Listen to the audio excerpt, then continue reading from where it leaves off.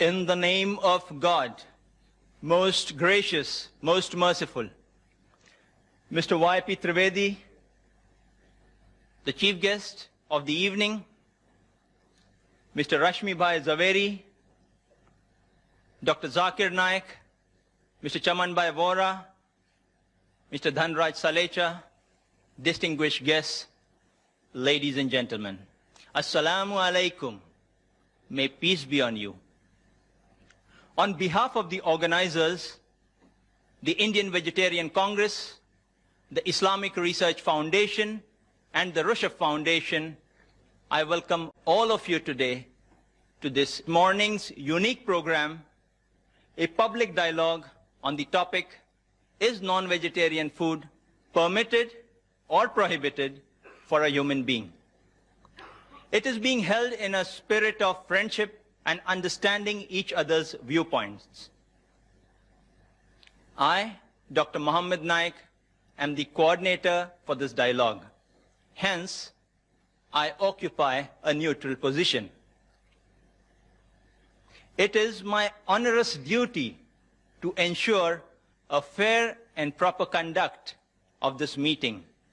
Therefore, I would request both our speakers as well as the audience to maintain due decorum for a healthy and lively debate, as well as a dialogue.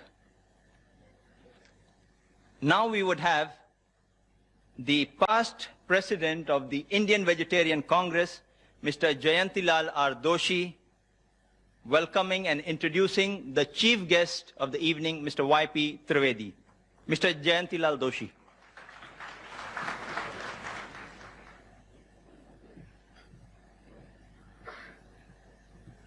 Mr. Y.P. Trivedi is a very senior advocate in Supreme Court of India and leading tax expert of Mumbai. His activity in economics field inside ex-president of Indian Mercantile Chambers and active members of chairman of many other institute, trade and industrial body. In professional field, he was president of Chambers of IT Consultant and vice president of IT Tribunal and Bar Association. In political field, he is traders of Maha Pradesh Congress Committee, BRCC. He is also chairman and director of many public limited company, Reliance and Dana Bank. In education field, he was location of master's degree in Lower and Bombay University. He regularly continues articles of various in different papers and journalists. He has addressed a member of senior and meeting of Rotary, Lions Club, etc. and Air India and Doordarshan, etc. Thank you. Now we have Mr. Dhanraj Salecha, President of the Rushdie Foundation, presenting mementos to our chief guest, as well as garlanding him on behalf of the organizers.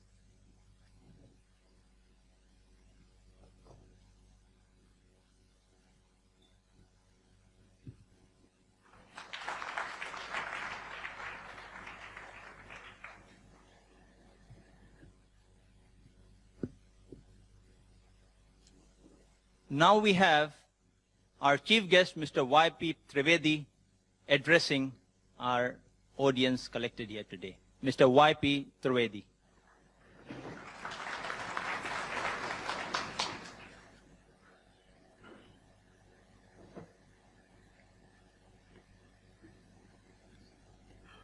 Dr. Zakir Naik, Mr. Rashmi Zaveri, Dr. Mohammed Naik, Dr. Dhanraj Salecha, Chimanlal Vora, and friends. Before I give my introductory speech, I have been told, and I think I would like to repeat and say with great firmness, and one of the greatest friend and the greatest enemy of our civilization is the cellular phone. And all those who have got cellular phones, it's a great friend, when you are in absolute necessity, and when you are in a meeting, it's a great enemy. So I would request all those with cellular phones, please switch off the phone and do not disturb, because it disturbs the train of thinking of those who are speaking, on those who are attending and other listening very attentively. Friends, I welcome all the speakers and all of you here to this very healthy debate which is taking place. I believe that this should be the beginning of similar debates which should take place in the times to come. This debate or discussion or the clearinghouse of mind is probably in the best traditions both of the Hindu civilization as well as of Islam. In our mythology and our history, we have such instances of such debates taking place in the courts of kings like Janak, when people from various shades of thoughts, because Hinduism was never following one particular pattern of thinking. There was Bhakti Marg, there was non-dualism, there was Advait Marg, there was Charvaks who did not believe in any god. So all of them, King Janak used to assemble them, provoking them to debate, not trying to influence anybody, but inviting the thoughts and then leaving the debate to the people at large to make up their own mind. So that was the tradition of our Hindu religion in this land of India. That was also the tradition of Islam. In the immediately succeeding years after the demise of Prophet Muhammad, Islam was a religion, Arabia was the place which was the place of learning, logics, mathematics, astronomy. All this was being discussed, and the great scholars of Arabia imbibed the thought, made inquiries, and transformed that knowledge thereafter to the Western world. According to me, the Renaissance movement in Europe owes its origin to the thinking of these Arab thinkers who were great stalwarts in their own time. We very often associate Arabia with thinking about Arabian Nights.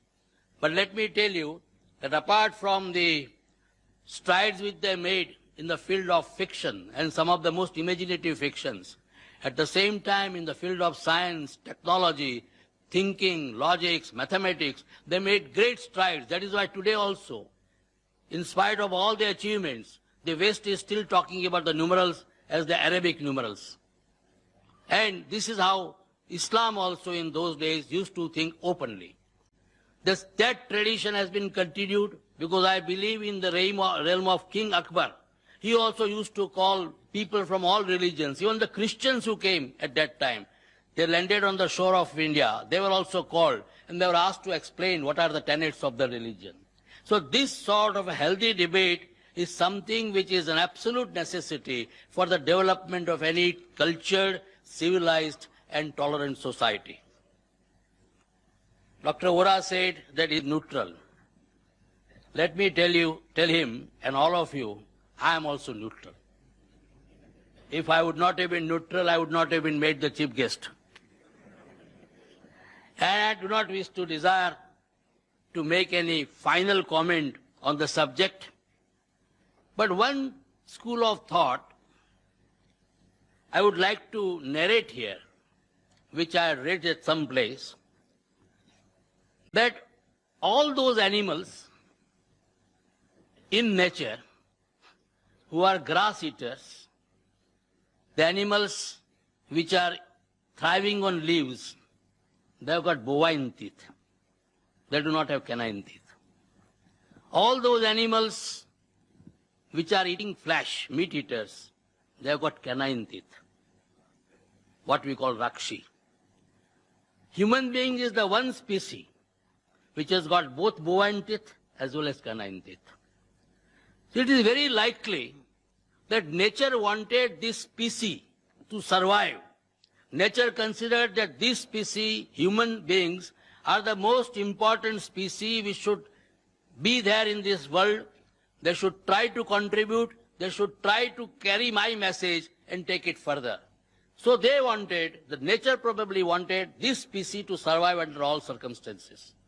Nobody can deny. Then the early Homo sapiens or Homo erectus, they're all flesh eaters. At that time there was no agriculture. If you look at the evolution as we now learn from science, it is only the advance of civilization that people started taking to agriculture. When they started taking to agriculture and started growing corns, some of them became vegetarian, some of them remained non-vegetarian, some of them became the mixture of both. They also took vegetarian as well as non-vegetarian. And most of the non-vegetarian people today also eat vegetarian food as a part of their diet. I believe that in this aspect, when you are talking whether it is permitted or prohibited, we are talking about permission or prohibition by the religion. In this one aspect, Dr. Naik, I would probably like to differ from you. I believe that it is not the function of religion to tell us what we should eat and what we should not eat. Religion should try to purify our soul, purify our conscience, talk about good behavior, lead us to the path of God. What we should eat, what we should not eat is something which the doctors should tell us. The nutrition experts should tell us. It is not the function of the religion to say you shall not eat garlic, you shall not eat onions, you shall not eat ginger.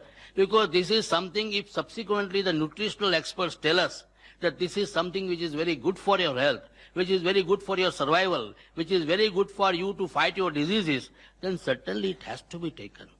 Because these are the subjects in modern day science. We have to grow up. We have to think in terms of what is lying ahead of us. We are entering now the next millennium, 21st century. So much is expected from us. Today only I was reading in one of the magazines about the forecast of Nostradamus. And Nostradamus thinks that this particular country, which is surrounded on three sides by sea, that one country will come on the top of the world. And are we going to go into the top of the world, become a superpower, by just clinging ourselves to some of the outdated notions? For example, yesterday, so many people migrated from this country. I was wondering in the heart of my hearts, what is it? There is no scientific explanation all throughout. All people with any basis of logic, all people who knew something about science, they were saying nothing will happen whether 8 planets come in one line or they go zigzag. Nothing is going to happen. But then all types of talks were there. Alang, which was our largest shipyard, that was completely forsaken and completely deserted. I was told that for rushing to Rajasthan, I don't understand why people from Rajasthan are so panicky. The Marwadis left everything, came here and made an empire. And the same Marwadis, thinking the 8 planets are there, they ran away. I was told 2,500 rupees were paid for a bus ticket for going back to Rajasthan. And nothing happened. So what is very important for all of us, if this country has to go further, if we as a nation has to make our mark, and probably the destiny is before us, we can reach great strides. The 21st century, as I've always been saying, belongs to India and Pakistan. Both of them, when they will come nearer and nearer, they will be able to become the leaders of the 21st century. And if that is going to happen, then let me tell you, we will have to get out of these old dogmas. What we should eat, we should not eat, the doctor should tell us. If a new scientific discovery is made, and I have been asked that I should eat tomatoes because it fights the cancerous growth, then I must eat tomatoes, irrespective of what my religion tells me. So I think let us go to the scientists, let us develop for ourselves a modern mind, a scientific approach. Then I think today or tomorrow, the whole world is before us. I don't want to comment on the trespass of the domain of the speakers. With these introductory remarks, I am once again trying to point out I am absolutely neutral. And I would like to hear the views of the learned people who have made research on the subject. Thank you very much. Thank you, Mr. Trivedi. Now we have brief introductions of each of the speakers before we get into the mode of formal dialogue program. We have Mr. Chamanbhai Vora, Senior Vice President of the Indian Vegetarian Congress, to introduce Mr. Rashmi Bhai Zaveri. Well, today I feel very happy to introduce our President, Sri Rashmi Bhai Zaveri, President of the Indian Vegetarian Congress. I think this public dialogue will become very, very interesting, looking to the introductory speech given by our chief learned guest, Y.P. Trivedi. So let us hope for the very good dialogue. Now, Rashmi Bhai Zaveri is a chartered accountant by profession. He is having his own firm, Rashmi Zaveri and Company. They are very well reputed in the field of, as far as the corporate sector is concerned. And he is a very good speaker as far as the religious speeches are concerned. He is a master of many of the religious philosophies. He is a very active member of the Chartered Accountant Society. He himself is the member of the Bharat Jain Mahamandal. He is the founder president of the Forum of Jain Intellectuals, one of the very prominent institutions as far as the Jain people are concerned. And he is very well connected with the Kala Gurjari also. Though he is very young, at the age of 63, he is very energetic, and he looks forward always to this type of dialogues, and today's dialogue is really a very good one. And I, especially before, by giving the introduction of Mr. Rashmi Bhai Zaveri, I would like to thank our chief guest as well as our Dhanraj and our Zakir Naik Sahab for having a very good dialogue, whether by principle a human being can take or should not take the vegetarian and non-vegetarian foods. Thank you very much. Mr. Ashraf Mohammadi to introduce Dr. Zakir Naik. Dr. Zakir Abdul Karim Naik, 33 years, is the president of the Islamic Research Foundation, Mumbai. Though a medical doctor by professional training, he is renowned as a dynamic international orator on Islam and comparative religion. Dr. Zakir removes misconceptions about Islam on the basis of Quran, Hadith, and religious scriptures of various other religions. He also uses reason, logic, and modern scientific facts to remove the misconceptions about Islam. He is popular for his critical analysis and convincing answers to challenging questions posed by audiences after his public talks. In the last 3 years itself, he has delivered more than 300 public talks worldwide. Dr. Zakir also appears on various international TV and satellite TV channels throughout the world. He has also participated in various symposia and such dialogues with prominent personalities of various faiths.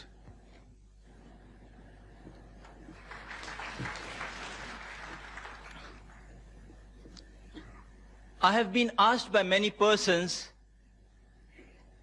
why are we having this dialogue, this topic, these speakers only? I hereby clarify. Mr. Dhanraj Salecha, President of Rushabh Foundation, once visited the Islamic Research Foundation office about 1.5 months ago. He presented the Islamic Research Foundation kindly with a set of literature favoring vegetarianism. These included quotations from major world religions,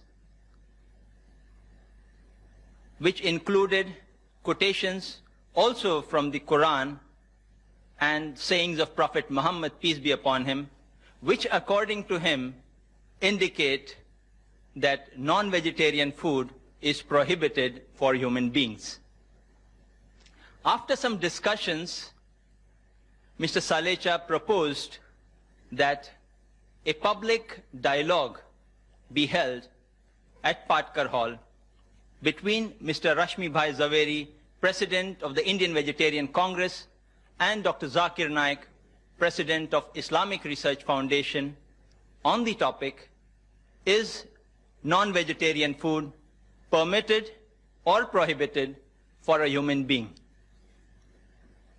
This would, in turn, enable the audience at large to know the different viewpoints of both the speakers and form their own judgment.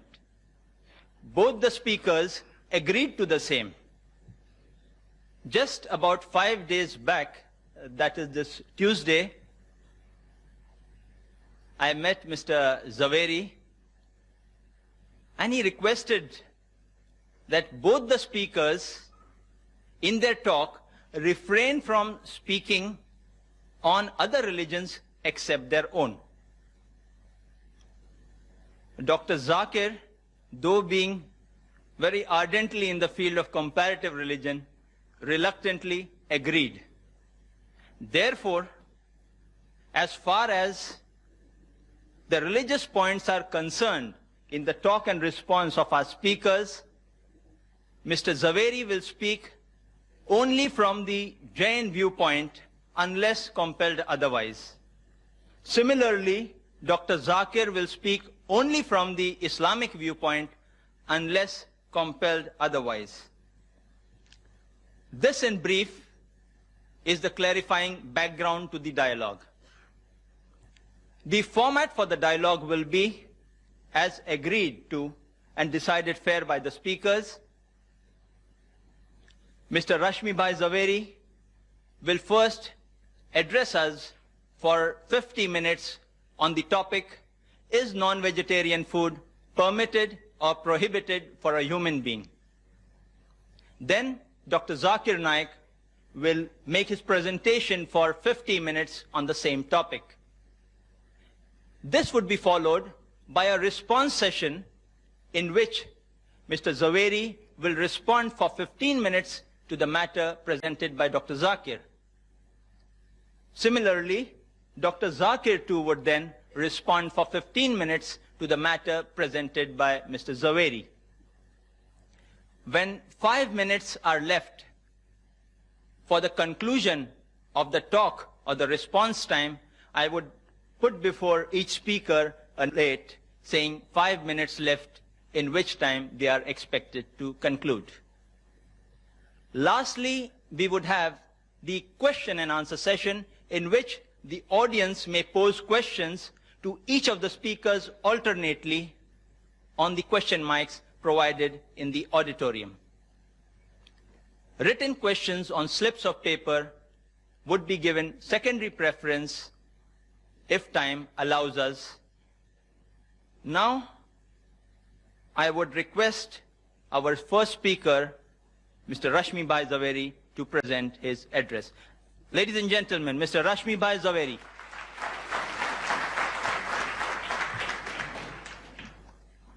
Before I start my talk, I am really very happy that this atmosphere of brotherhood, it has really moved me. And I will request Dr. Zakir Naik to come forward and let's have a Gale Lag Ja sing.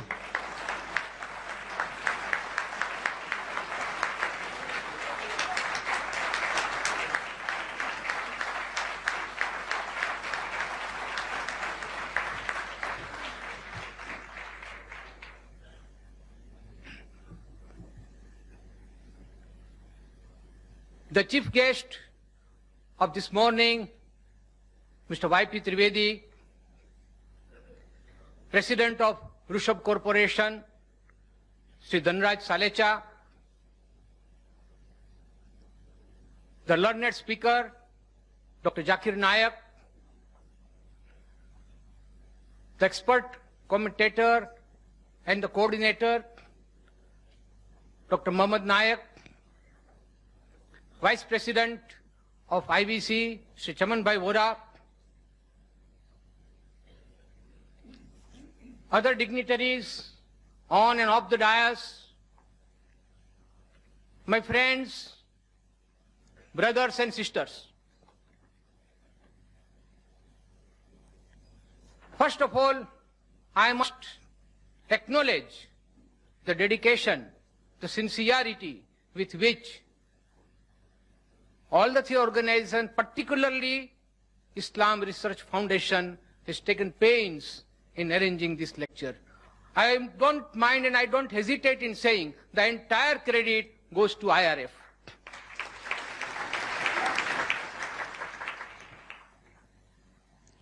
Friends, the topic today is non-veg food permitted or prohibited for a human being? Any argument or any statement for that matter is always to be considered from a relative point of view. There cannot be any absolute truth, there cannot be any absolute statement that it is 100% prohibited or 100% permitted. So friends, let's see, as very rightly put in by Mr. Trivedi, who started the ball rolling, that we will not speak only from religious point of view. Religious has to enter. You can't divorce it from today's subject. But I would like to speak on this topic, that non-veg food is prohibited for human being from various angles. For example, geographical reason, historical reason, moral, ethical and religious reason, economical, environmental and ecological reasons, natural reasons and psychological reasons, and above all, medical reasons.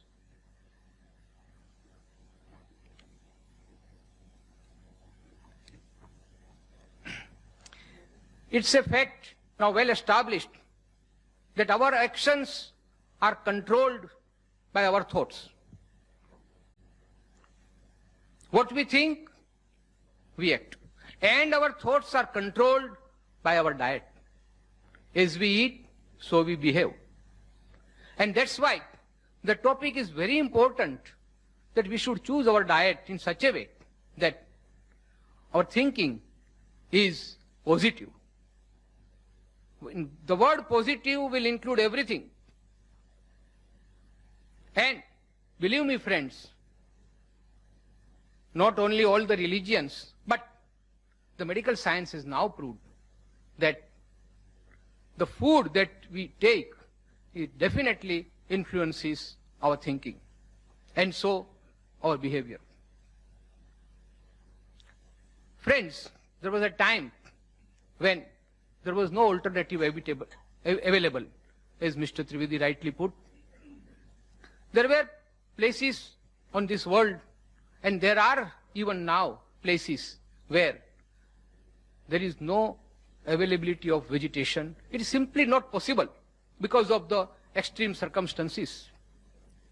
But now the world has progressed so much that there is a very advanced system of transportation which is available to us.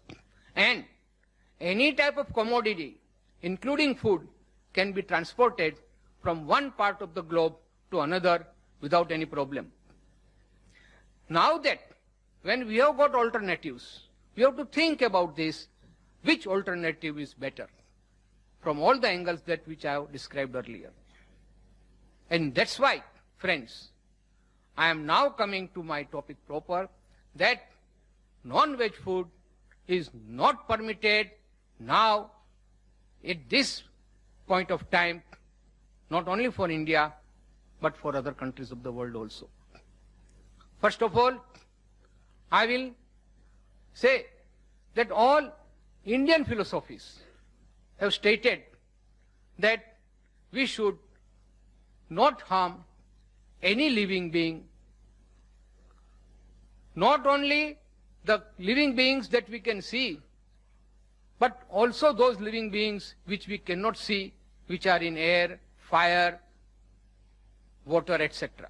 But always there is a limit. It's very difficult for a human being to refrain from total ahimsa, total hinsa or violence because of his needs.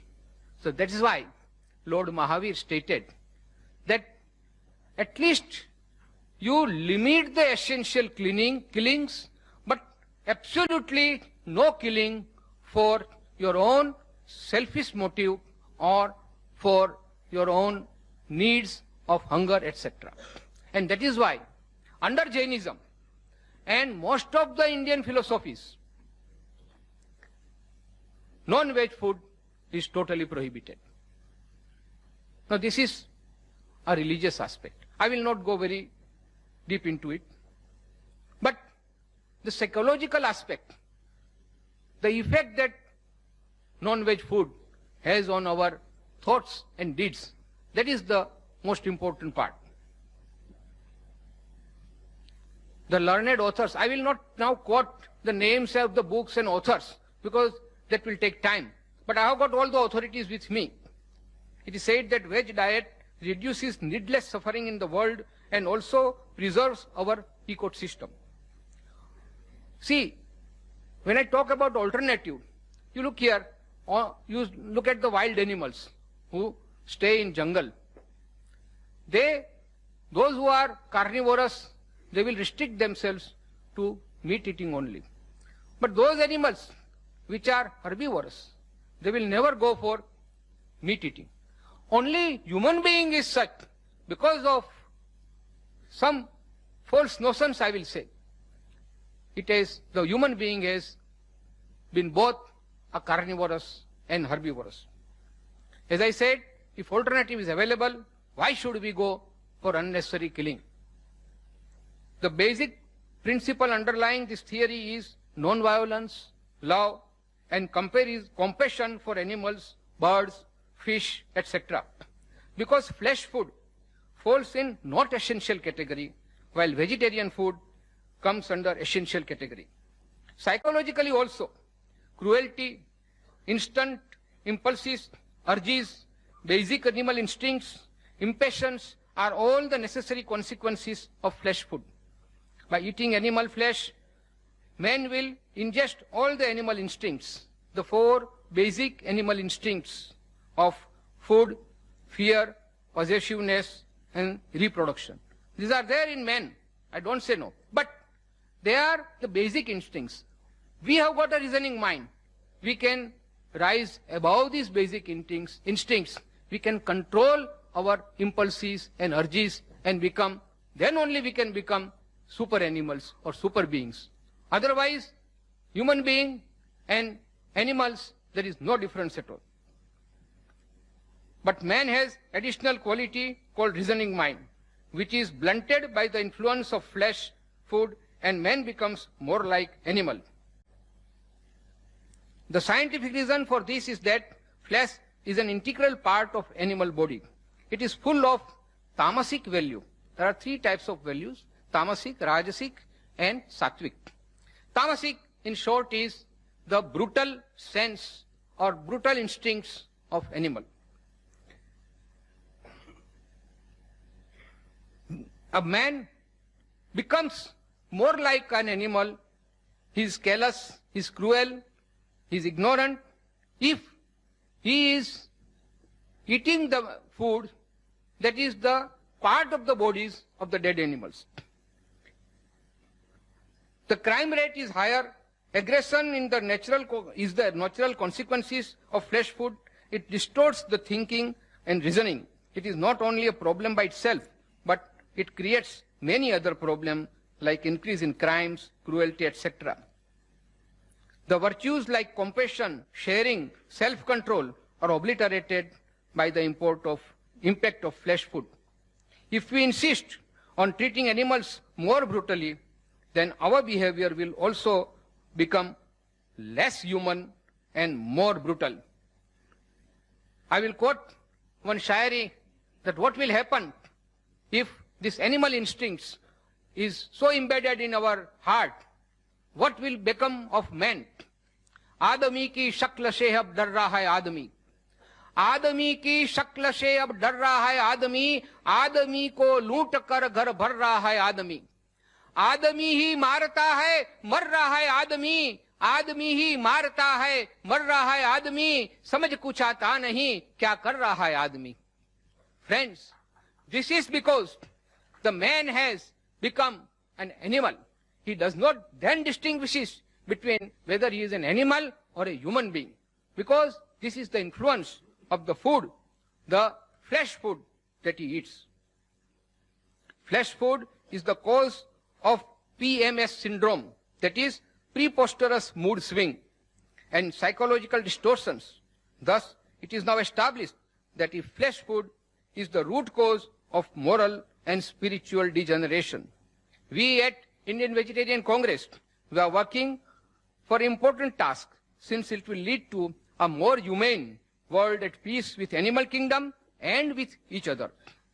We at IVC define a vegetarian as one who does not at any time or under any circumstances eat meat, fish, fowl, eggs or any other type of flesh food. Vegetarian does not come from vegetable. Now this is very important, friends, understand. The word vegetarian does not come from vegetable. The root is, it is derived from the word vegetus, V-E-G-E-T-U-S, meaning whole, sound, fresh, lively. Nothing is more powerful than an individual acting out of his conscience, thus helping to bring the collective conscience to life. That is what Norman Cousins said. And what does Albert Schweitzer has to say? Until man extends his circle of compassion to all living things, man will not find peace for himself. It is a man's sympathy with all creatures that first makes him truly a human being. Now, friends, I will go next to the most important topic, and that is the medical viewpoint. It's a fallacy, friend. It's a myth to say that we don't get enough protein from veg food. And that is why a man must have flesh food that is rich in protein. I'll come one by one to these myths. First of all, I will first give you examples of those strong animals. Say elephant, say rhino. These are the strongest animals on this earth. Are they meat eaters? No. They are pure veg. Even if they die, they will not eat meat. Even then, they are the strongest. Take example of horse. We talk about horse power. It's the most powerful creature useful for our purpose, and that is also a pure vegetarian. And take examples of cattle, cows, bullock, and other animals. They are not only useful to us, but they are pure vegetarian. My point here is that those vegetarian animals are strong enough and they don't need any flesh food. In fact, if stupidly flesh food is given to these veg animals, what will happen? You all know about the mad cow disease, the syndrome called BEC. Friends, this BSE, bovine spongiform encephalopathy. You know what happened a few years back in England? It was a result of feeding rendered sheep byproducts to cattle as protein supplement. These sheep were infected with scrapie, an acid disease known for over 200 years. Now, if sheep food can make a cow mad, what do you expect the result on human being? Millions of innocent cows were killed mercilessly just because they were suspected to be infected with BSE, and that too for no fault of theirs, but the stupid ways of feeding sheep protein on absolutely unnatural diet for a cow. So is the case with humans. Animal protein is not natural for us. Similarly, millions of chicks were destroyed in Eastern Asia countries because they were infected with certain disease. Now coming back to healthy diet. I will quote from one Dr. Dean Ornish, who has written a very learned book on how to reverse heart disease without surgery or drugs. And this book, my friends, is the bestseller in America now. It has really created interest in the people of America and all over the world for that matter, that veg food is definitely better from medical point of view. He has given two types of diet. One reversal and one prevention of heart disease. Both are strictly veg diets because he has proved scientifically that veg food is the best food for a human being. It not only helps heart patients but also reduces risk of other degenerating and fatal diseases caused by flesh food, diseases like cancers of colon, cancers of breast, cancers of prostate, obesity, high blood pressure, stroke, diabetes, gallstones. The Surgeon General of America has confirmed this in the report on nutrition and health. He has given certain facts for protein. Friends, we'll have to be a little technical about it. The protein is formed from building blocks called amino acids. These are of million varieties, of which only 3 are critical for us: lysine, tryptophan, and methionine. All these are available in animals as well as veg, plant food. But when one consumes animal food, forgetting these 3 critical amino acids, one also consumes unnecessary elements like cholesterol, saturated fat. Friends, these are the 2 things that are the prime reason, the killers for human being: cholesterol and saturated fat. Now let us address the issue that is universally put forward, that we do not get sufficient protein from vegetarian food. And so we have to turn to flesh food for adequate supply of amino acids. Now this is a fallacy.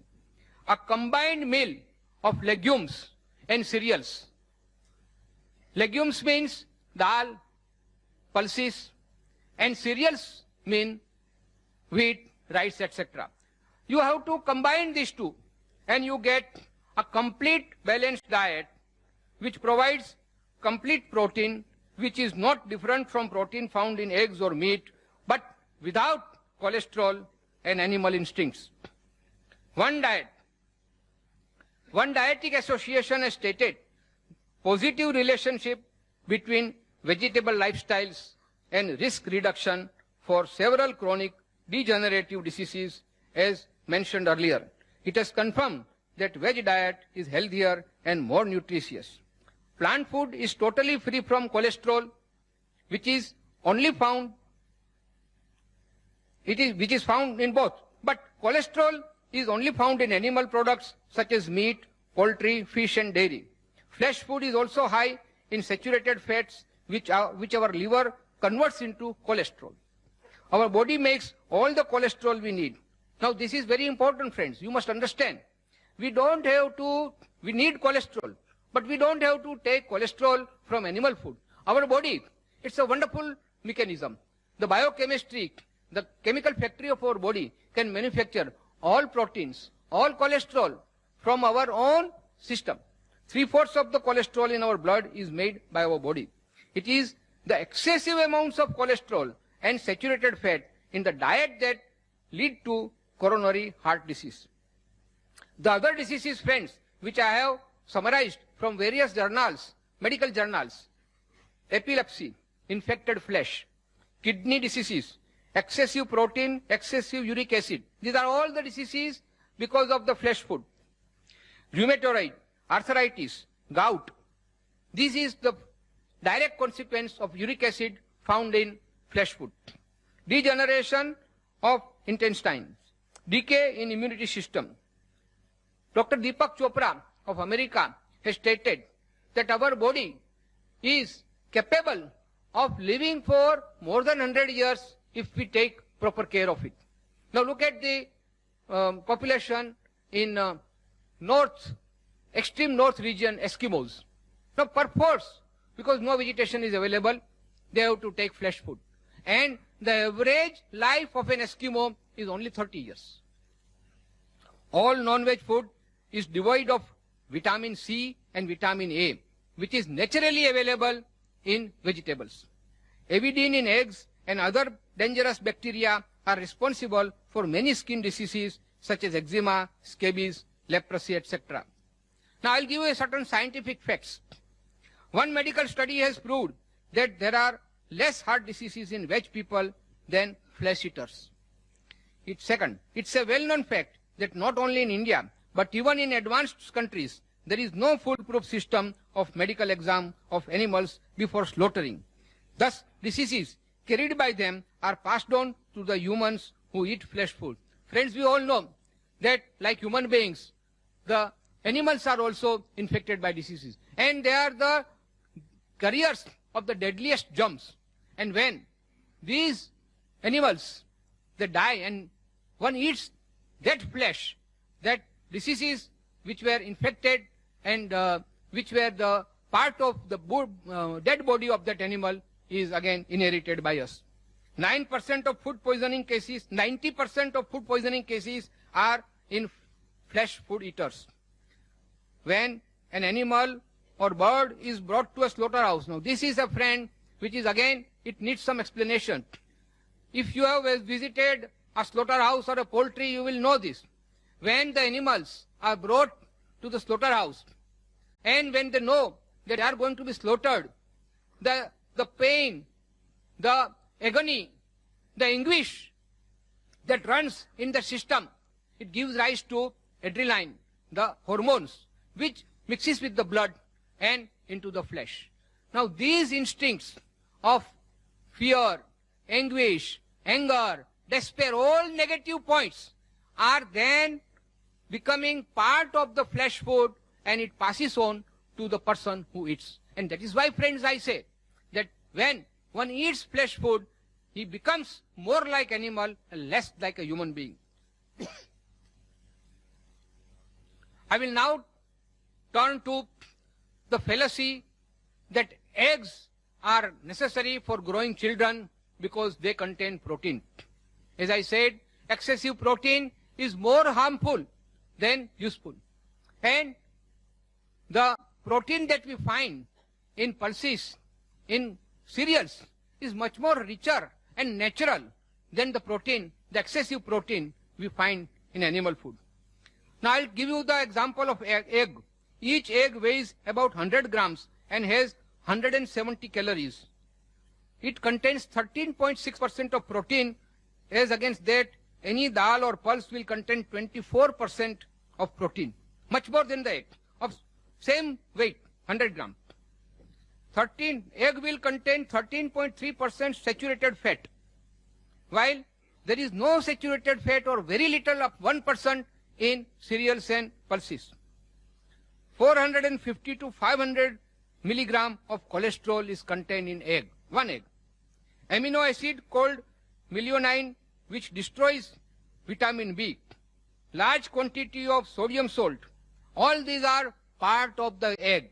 And when one eats egg, he is then infected. His body is infected because of this excess protein, cholesterol, and saturated fat. It does not contain any carbohydrate. It does not contain any fiber. Friends, the medical science has now come forward and stated that for our digestion, we must have fiber. And fiber is found only in vegetable food and not in the flesh food at all. Now, cost-wise, I'm only comparing the egg now. Cost-wise, for 1 gram of protein, the cost of egg is 4 to 5 times more than the pulses, wheat or soybean. Cost of 100 calories, it is almost 10 times costlier than the pulses. Thus, pulses, wheat, etc. are not only cheaper, but they provide other important nutrients like vitamins, minerals, fiber, etc. Now let's take a look at the poultry farming. Now they call it poultry farming. It's a totally misnomer. I tell you, sir, it is a poultry factory. The way in which the birds are stored there. They have to climb upon one another to eat or drink because there is not sufficient space. Even the poultry people, they say that this is our factory and these are our merchandise. They are goods, nothing but our products. We are not concerned whether they are living beings or not. They are totally devoid of any compassion, any karuna, and that is why these things are also reflected in the birds. The birds are stored like commodities. They are fed unnatural food and administered drugs which are harmful for humans only to speed up their metabolism so that they can produce more eggs. The poultry people are only interested in making profit. And the result of this, they die premature death. It affects physical as well as mental health, intellectual and emotional growth. Egg is poison for children. Egg begin to rot immediately unless they are put in deep freeze. But when they are marketed, they are prone to decay and disease faster. Vegetable egg is again a myth. It's a fallacy. No egg can be a vegetable egg. It's an animal product only. It is definitely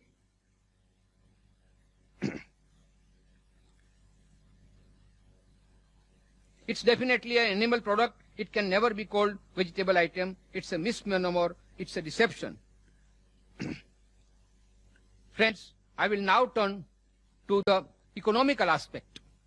Now, these also I have studied from various journals, medical science, and more important from the statistics department of the government of India and government of America, the UK government, etc. But I will not, that's why, give you the citations during my talk, but I will give you the summary. UK. The survey has stated the land required to produce the fodders to feed the animals to obtain flesh food is 14 times more than that required for vegetable diet to feed men directly. Because what happens? First you grow fodder, you feed it to the animals, and then you kill the animals for flesh food, and that is how you get your flesh food. But if the same land is used for agriculture, for pulses and cereals, that same piece of land can support many more families, and here only few families can be supported by using this land for pasture. I have been given one statistics. 10 square acres of land can support 10 heads of human beings or 10 heads of cattle for the whole year. But 10 heads of cattle for meat cannot support even one single person throughout the year. Natural grass or pasture can and grain crop both genetically belong to grass family. You see, once the crop is harvested, what we have is hashish or stalks. These are again the source of, excellent source of biochemical fertilizer or manure. Look how many crores of rupees of our foreign exchange we are wasting on artificial fertilizer and chemical fertilizer, which we all know is extremely harmful to us. But because we are not able to get the natural manure which we can get from cattle and animals, we are destroying them, foolishly destroying them for our own food. But we are not considering the fact that the manure that these animals produce are much more economical, much more healthier, and much more useful to our country. It's now well-known fact that 16 kilograms of food grain are required to be fed to one animal for forming 1 kilogram of meat. Thus, by feeding animals reared for slaughter, the country is deprived of vital food grains which can feed many, many more people. So, not only for growing food, but also for pasture and for manure, we require land. The human oncogene work done by Professor Wilbing from Massachusetts, it has stated that to obtain 1 calorie of animal flesh, 7 vegetable calories have to be spent. Then the studies further shows that the land needed to graze one average animal can sustain 5 average families. Friends, I will not burden you with facts and figures, but the summary of all this is that it is very economical to feed people on veg diet rather than on flesh food. Now let's take the other point of view of economy, ecology, environment, slaughterhouses, etc. Production of animal flesh food require more land, more water, more food grains for feeding animals meant for slaughtering. Now this will again destroy or rather disturb the balance of our ecology and environment. Because the resources are always limited, we have to make best use of that. Either we grow crops or we rear animals for slaughtering. And look at the way the slaughterhouses work, how they are maintained. It's simply a hygienic horror. The conditions are appalling and totally unsanitary all over the world. Yesterday only on internet I got a report from foreign countries, advanced countries of America and France, that the conditions of slaughterhouses there also, it is reported, are totally unsanitary. I got a copy of white papers from Government Accountability Project of America, fighting filth on the kill floor, a matter of life and death for America's families.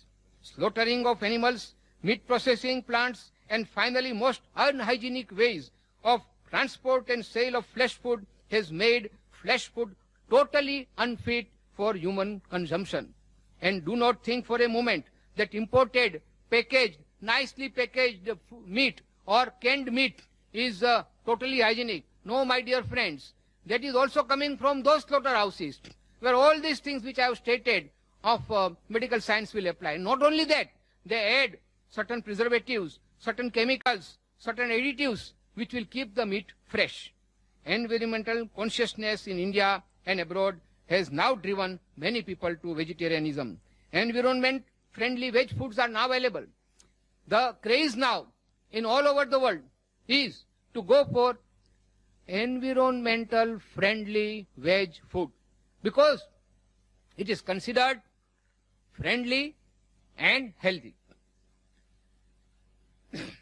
The green factories or glass houses are now exporting plant food, including fruits, to those countries which cannot grow them because of climate.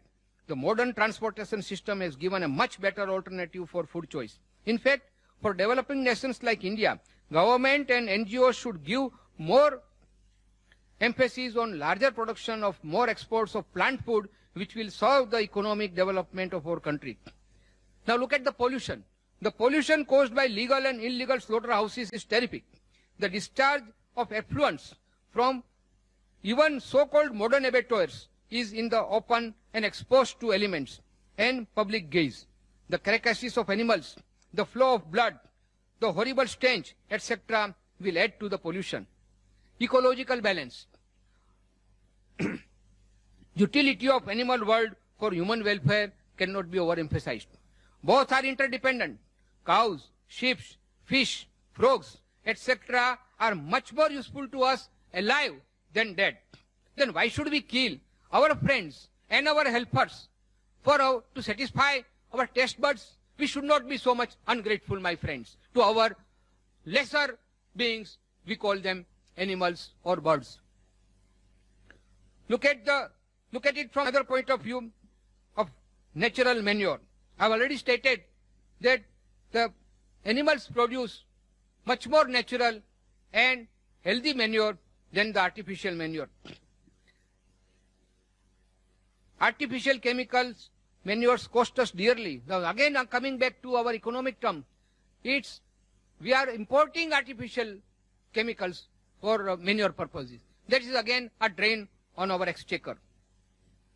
Friends, I will now briefly give you historical and geographical views. I have already touched upon it. Historically, in certain dry areas of miles and miles of desert where no vegetable can ever grow, maybe only food for survival was the animal food. Geographically, I stated as like Eskimos, there was no alternative. But once we have got this better alternative, which is healthier, which is more economical, which is more eco-friendly, why not go for such food? And friends, I will now go to the most important point, which will prove my point beyond any doubt, that why man is vegetarian by nature. I've got some 16 points here to compare how our body is built up. As Mr. Trivedi has started the ball rolling in this fashion of bovine teeth and non-bovine teeth. Teeth embed. Now I will first say about herbivorous. Teeth of herbivorous animals are embedded in the jaws, short, blunt, close to one another. While in carnivorous, they are sharp, pointed, long and conical. The 2 or 4 teeth that we have got, like some people say they are like dog animal. They are not for meat eating, but they are found also in apes and chimpanzees, and which are fit for plucking the fruits and eating the fruits. The claws. No sharp nails for herbivorous. They are fit to pluck fruits only. While in carnivorous, the sharp nails helps in tearing apart the prey easily. Jaws, body and parts of our human body will fit, whether it will fit with herbivorous animals or with carnivorous animals. Tongue. The tongue of herbivorous is quite smooth, while that of carnivorous is very rough. Water drinking habit. That's a very important thing. My friend Dr. Paresh Dalal told me. He said that these herbivorous animals, they drink water with lips by suction, while all the carnivorous, they drink the water with tongue, they lap up. We don't do it. We always use our lips. Now come to the length of intestine. Longer intestines are found in herbivorous, about 4 times the body length.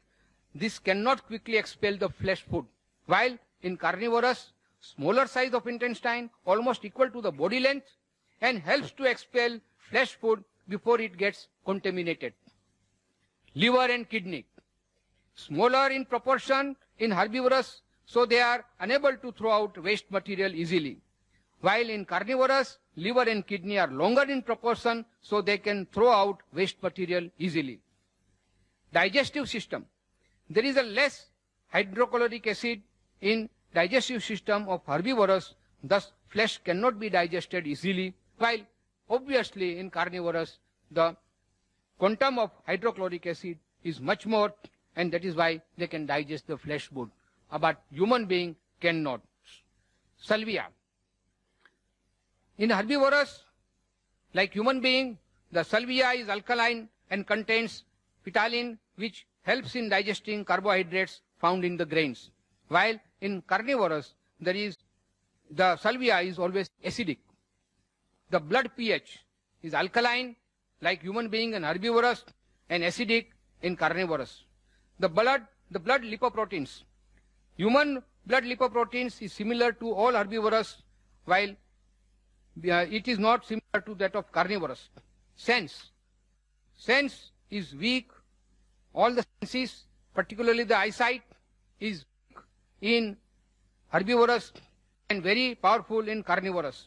Sound, voice is not herbivorous sound, or even the human sound is not frightening, unless of course we can make it now frightening. But by nature, the sound of all herbivorous is mild, while that of carnivorous, like lions and tigers, is very coarse and frightening. And lastly, infants. Normal sight power of right from, see the young ones of herbivorous, right from the moment of birth, they can see very clearly, while all the infants of carnivorous wild animals are blind at least for a week. Now friends, it is for you to justify whether men fit by nature in this category of herbivorous grain eaters or in the category of carnivorous, the flesh eaters. Now friends, I will now tell you about certain great persons who condemned flesh food. Looking at the world's history, we find that all great scholars, philosophers, scientists like Einstein, artists like Leonardo da Vinci, poets like Milton, Pope, Shelley, and writers like George Bernard Shaw, and religious leaders, of course, of the world. Now, who are those people? The mathematician, the Pythagoras, the Plutarch, Newton and Einstein, the scientist, Dr. Annie Besant, Reverend Dr. Walter Walsh, George Bernard Shaw, Tolstoy, the Greek philosopher Socrates and Aristotle. They are all enlightened people, and they say They say that blessed are those with noble qualities of tolerance and compassion, love and non-violence, who are not flesh eaters. Now, friends, I will quote from George Bernard Shaw, which is very famous and widely published. We are living graves of murdered beasts. Listen what he says. We are living graves, moving graves of murdered beasts, slaughtered to satisfy our appetites. Like carrion crows, we live and feed on meat, regardless of the sufferings and the pain. Doctors once advised Bernard Shaw. He was very ill. He said that you must take some meat soup. Bernard Shaw said, I'll prefer death than to have anything with flesh food. And believe me, friends, he survived. And the doctor turned vegetarian. In the similar way, Mahatma Gandhi, his son was very sick. He was advised meat soup. And he refused, and the son survived. Why I am telling you, friends, all these things? That Mr. Trivedi said, yes, medically, whatever the doctor says, we have to accept, no doubt. But as I said in the very first thing in the beginning, I said, everything is relative. When doctor says something, he will say only from medical point of view. And friends, we are not living here. We are here on this earth, not only to survive. Survival is important, but not at the cost of others and inflict pain on others. Thank you very much, friends. 21st century will belong to vegetarians. Okay, I think I have made my points on very general terms, friends. I will tell you that I know those who are regularly flesh eaters are coming from some culture, some family, some faith, and that is why they have never applied their mind. And that is what Mr. Trivedi stated, that we are here today. We have gathered here. Let us apply our mind, that not only from religious angle or from our social angle, because I have seen, I'm not afraid to say that many of our Jain friends, when they go to certain gatherings, because they are afraid of the social status, they start eating meat. I don't like that. But then it is for everybody, whether he is a vegetarian or a non-vegetarian. Apply your mind. Try to see from all these angles whether it is permitted or prohibited from our own health point of view, from the national point of view, from the social point of view, from ecological, from environmental, and above all, from compassion point of view. Friends, when nature has created all animals, all humans, all creatures equal, nobody has got right to kill anybody just to satisfy his own palates. Thank you very much.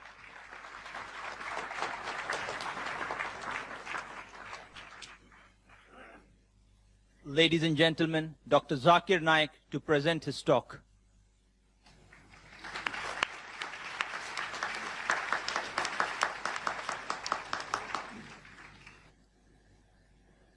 Alhamdulillah. Wassalatu wassalam. Ala Rasulillah. Wa ala ali wa sahbihi ajmain. Amma ba'd. A'udhu billahi minash shaitanir rajim. Bismillahir rahmanir rahim. Ya ayyuhal lazina amanu. Awfu bil uqud. Uhillat lakum bahimatul anam. Illa ma yutla alaykum. Bismillahir rahmanir rahim. Rabbi shrah li sadri. Wa yassir li amri. Wahlul 'uqdatam min lisani yafqahu qawli. Respected Mr. Rashmi Zaveri, Mr. Trivedi, Dr. Muhammad Naik, the respected people on the dais, my respected elders, and my dear brothers and sisters. I welcome all of you with the Islamic greetings. Assalamu alaikum wa rahmatullahi wa barakatuh. May peace, mercy, and blessings of Allah subhanahu wa ta'ala, Almighty God, be on all of you. The topic of this morning's debate is non-vegetarian food permitted or prohibited for a human being? It is not whether vegetarian food or non-vegetarian food which is healthy or which is better. If I prove that an apple is better than a mango, that doesn't mean mango is prohibited.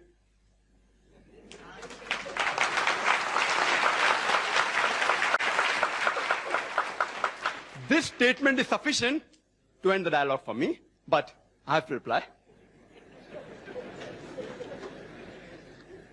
Non-vegetarian, by definition, means a person who has food of animal origin. It does not mean a person who does not have vegetarian food. It does not mean a person who does not have vegetables and fruits. Let it be very clear to all of you. A more technical and a scientific word is an omnivorous diet. A person who has many types of food, especially foods of plant and animal origin. Vegetarian, as Mr. Rashmi has very rightly said, it doesn't come from the word vegetables. It comes from vegetas, which means full of breath, full of life. He didn't give a better explanation. We can talk about it. And he didn't speak. There are various types of vegetarian. We have fructarian, who only eat fruits and nuts. Then we have the vegans, who don't have any animal products. We have lacto-vegetarian, what I believe Mr. Rashmi Zaveri is, they have milk. We have the ovo-vegetarians who have eggs. We have the lacto-ovo-vegetarian who have egg and milk also. We have the pesco-vegetarian who eat fish. We have semi-vegetarian who also have chicken. This classification is done by the Vegetarian Society, not by me. And you can name another 20. Time doesn't permit me. I would like to state a quotation by Dr. William T. Jarvis. Dr. William T. Jarvis, he is the advisor to the American Council of Science and Health, ACSH. And he's also the professor of public health and preventive medicine in the Loma Linda University. And he's also the founder and the president of the National Council Against Health Frauds. And he's the co-editor of the book, The Health Robbers, a closer look at quackery in America. Most of the quotations are from America. And according to him, he classifies vegetarian based on the behavioral standpoint into two categories: pragmatic vegetarian and ideological vegetarian. A pragmatic vegetarian chooses his diets on objective health reasons. He is more reasonable in his approach rather than emotional. The ideological vegetarian, on the other hand, he chooses his diet based on a principle, which is based on an ideology. He is more emotional rather than reasonable. And Dr. William T. Jarvis says, one can spot an ideological vegetarian by his exaggerations of the benefits of vegetarianism. And you could see that in the talk which preceded my talk. Exaggeration of benefits of vegetarianism and the lack of skepticism and the overlooking of the fact that extreme vegetarianism can lead to potential health risks. He says that the ideological vegetarian, he pretends to be like a scientist, but he's more like a lawyer than like a scientist. And you could see that in the talk by the learned speaker. More like a lawyer than like a scientist. They gather data and information selectively against the information which is against the ideology. This may be good for a debate like the one we are having, but not for engendering scientific understanding. Dr. William T. Jarvis says that ideological vegetarianism is filled with hypotheses. It is filled with extremism from which even scientists and doctors are not immune. And that you can see the quotation. Mr. Rashmi Zaveri has said several diseases. And it's possible for me to refute each and every, but if time permits. He's talking about science, but the approach was not scientific. All can be prevented very well. Prevention is better than cure, is the base of the medicine, which time will not permit me to go into health reasons, etc. In the rebuttal, if time permits, I'll try and cover most of the other aspects. And health, I will try and cover in the rebuttal. Let's analyze the various reasons why a person chooses a food habit. It can be religious, it can be geographical location, it can be a personal choice, smell, taste, color, due to humane or ethical consideration, due to anatomical and physiological consideration, due to behavioral consideration. It can be due to ecological and economical consideration. It can be due to nutritional value or due to health and scientific reasons. Health and medical reasons. Let's first analyze the religious reasons. Mr. Trivedi said that religion should not interfere with the human being where it's concerned what we should eat and what we should not eat. That we should leave it up to the doctors. I agree with him that most of the religions, that is the case. The religious authorities, the main foundation, that's Almighty God, if he's not a doctor, the God that you worship is not a doctor, then you should not follow him. He says leave it to the doctors. But in Islam, we believe Allah subhanahu wa ta'ala, Almighty God, is our creator. And the creator of the human beings has far superior knowledge than all the doctors put together in all the years.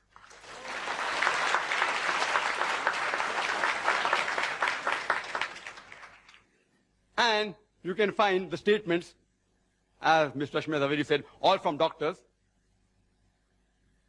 He's quoting from these books, which I think is available for sale outside, all these books. I will touch on some of these points, all out of which many are fictitious. Fictitious don't exist at all. Some are irrelevant, some are untested, and some are truths which are half-baked truths. I would like to make one point crystal clear. That while I prove undoubtedly that non-veg food should be permitted for the human beings, I do not have the slightest intention to hurt the feelings of any vegetarians. And while I prove logically and scientifically that non-veg food is permitted, and if someone feels hurt, his sentiments are hurt, I apologize in advance. I sincerely apologize. My intention is not to hurt anybody's feeling, but I have to reply to the presentation of the earlier speaker. As far as Islam is concerned, it is not compulsory for a human being to have non-veg. A Muslim can be a very good Muslim even by being a pure vegetarian. But when our Creator, Almighty God Allah subhanahu wa ta'ala, gives us permission to have non-veg, why should we not have it? And I started my talk by giving a quotation from the glorious Quran, from Surah Ma'idah, chapter number 5, verse number 1, which says, Ya ayyuhal lazina amanu, O you believe, awfu bil uqud, uhillat lakum bahimatul anam, illa ma yutla alaykum. Fulfill all your obligations, and lawful for you for food are all four-footed animals with the exceptions named. Quran further says in Surah Hell, chapter number 16, verse number 5, that cattle has been created by God for you. In it are various benefits. You derive warmth, and of the meat you can eat. The same message is repeated in Surah Mu'minun, chapter 23, verse 21, that you can have the meat of the cattle. Let's analyze the geographical reasons and the surrounding environment. And as we know, it influences a person's food habit. Like people living in the coastal region, the Kokanese, they have more fish. People living in South India, they have more rice. People living in the deserts, where there's scarcity of vegetation, people mainly survive on the flesh of animals. The Eskimo, the Arctic region, where there's scarcity of edible vegetation, they survive more on seafood. And Mr. Zaveri said that he knows that vegetable is not available in certain parts of the world, but today, due to advancement of transportation, we can supply them with vegetables. I would request the Indian Vegetarian Congress to supply, at least give the transportation cost, that's all, to supply to the Eskimos, to supply to Saudi Arabia. You get vegetable in Saudi Arabia, it is more expensive. Why? Because the cost of transportation. That makes it more expensive. It is illogical and unscientific to spend more money to buy a food which is less nutritious. Let's analyze the humane reasons, the ethical reasons, and the pure vegetarians. They say that all life is sacred, and no living creature should be killed, they fail to realize that today it's a universal fact that even plants have got life. So the main argument on killing a living creature doesn't hold good today. Previously, maybe, a couple of centuries ago, it may have held some weight, but today it carries no weight. Then they further argue today and they say, yes, we know that plants have got life, but they can't feel pain. Therefore, killing a plant is a lesser crime and lesser sin as compared to killing an animal. Today science has further advanced and we have come to know that even the plants can feel pain. They can even cry. But the cry of the plant cannot be heard by the human ear because the audible frequency range of the human ear is from 20 cycles per second to 20,000 cycles per second. Anything below and above this, the human ear can't hear. But the cry of the animal can be heard by the human beings, but the cry of the plant cannot be heard by the human beings. Just because you cannot hear the cry of the plant, that doesn't justify you to inflict pain or kill the plant.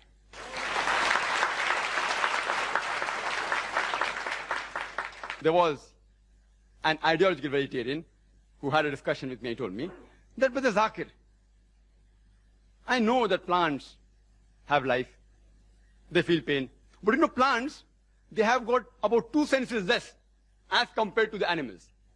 I said, for sake of argument, I agree with you. But then I asked him a simple question. Let's suppose your brother is born deaf and dumb, cannot hear, cannot speak, 2 senses less. And when he grows up, and when someone comes and murders him, will you go and tell the judge, oh me Lord, give the murderer less punishment because my brother had 2 senses less?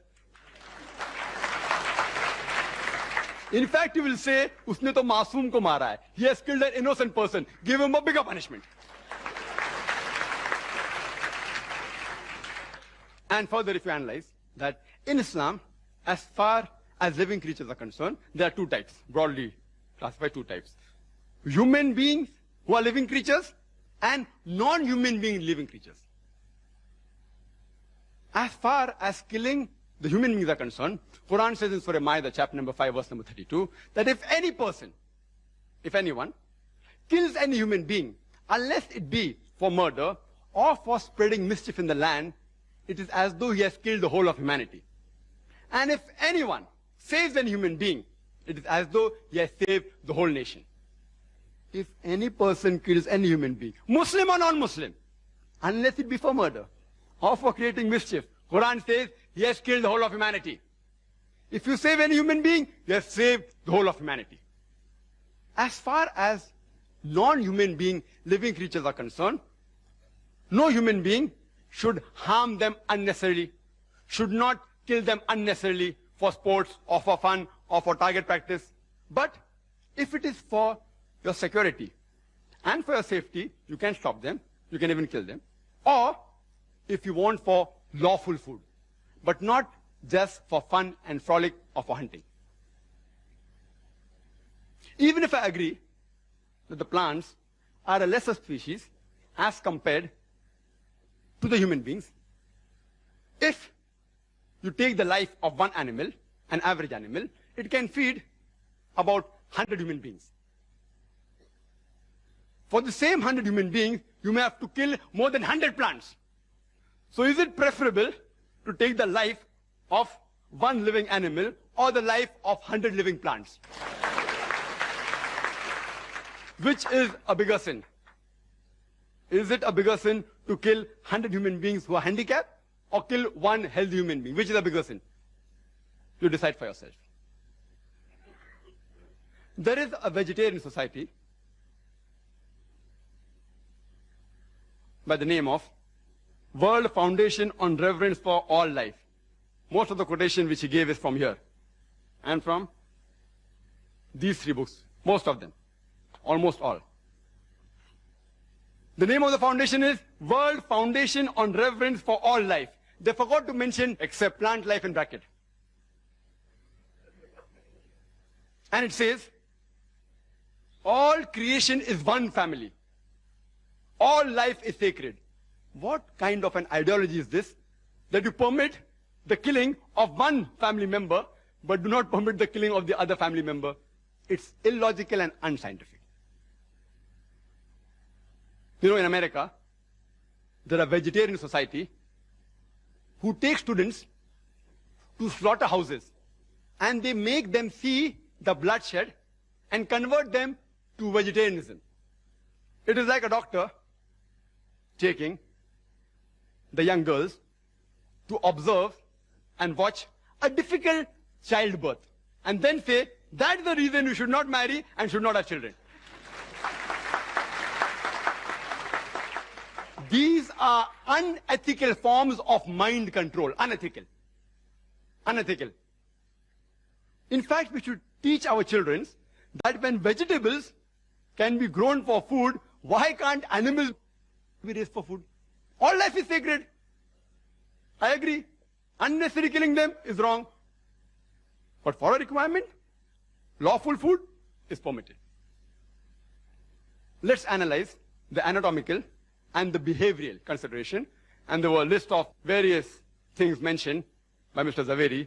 You know, he was reading from paper at 100 miles per hour. I was trying to note down. How many disease? I, being a medical doctor, can answer, but how much can I answer? To name 10 diseases will take few seconds. To reply all 10 will take more than an hour. And here I listed a lot. I'll just try and tell you that if you go to authentic books, not researches made by ideological vegetarians, most of the answers are given on the medical aspect. Considering the anatomical and the physiological aspect, and he rightly said that if you observe the teeth of the herbivorous animal, the cow, the goat, the sheep, they have a flat set of teeth. They only have vegetables. If you observe the teeth of the carnivorous animal, lion, tiger, leopard, they have pointed set of teeth. They only have animal flesh. Not non-veg, animal flesh. They are not called as non-veg animals. They are called as carnivorous animals. There's a difference between carnivorous and non-veg. Non-veg actually is omnivorous. But if you analyze the set of teeth of the human beings, we have got flat teeth as well as pointed teeth. If Almighty God, our Creator, wanted us to have only vegetables, why did He give us these pointed teeth for what? And Mr. Zaveri said, these pointed teeth, they are not referring to the dog. They refer to the apes. He doesn't know the scientific meaning of the word canine. Comes from the root word caninus in Latin, which means of dog. And canine means pertaining to the family of Canidae, like wolves, dogs, etc. Scientists have given this name. Canine, meaning pertinent to dog. And he said, it doesn't look like the teeth of dogs. It refers to teeth of apes and monkeys. I believe in agreeing with the argument and proving my point, then you disprove him. It's easy. Even if I agree, it is the teeth like the monkeys. Do you know monkeys also have non-veg? They have the lice.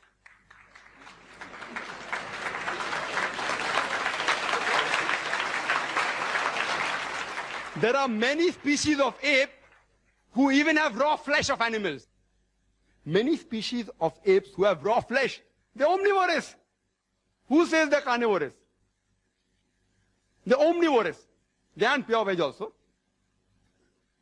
And many species are even called as cannibals. Some species of apes and monkeys. If you analyze the digestive system of the human being, it can digest both veg as well as non-veg.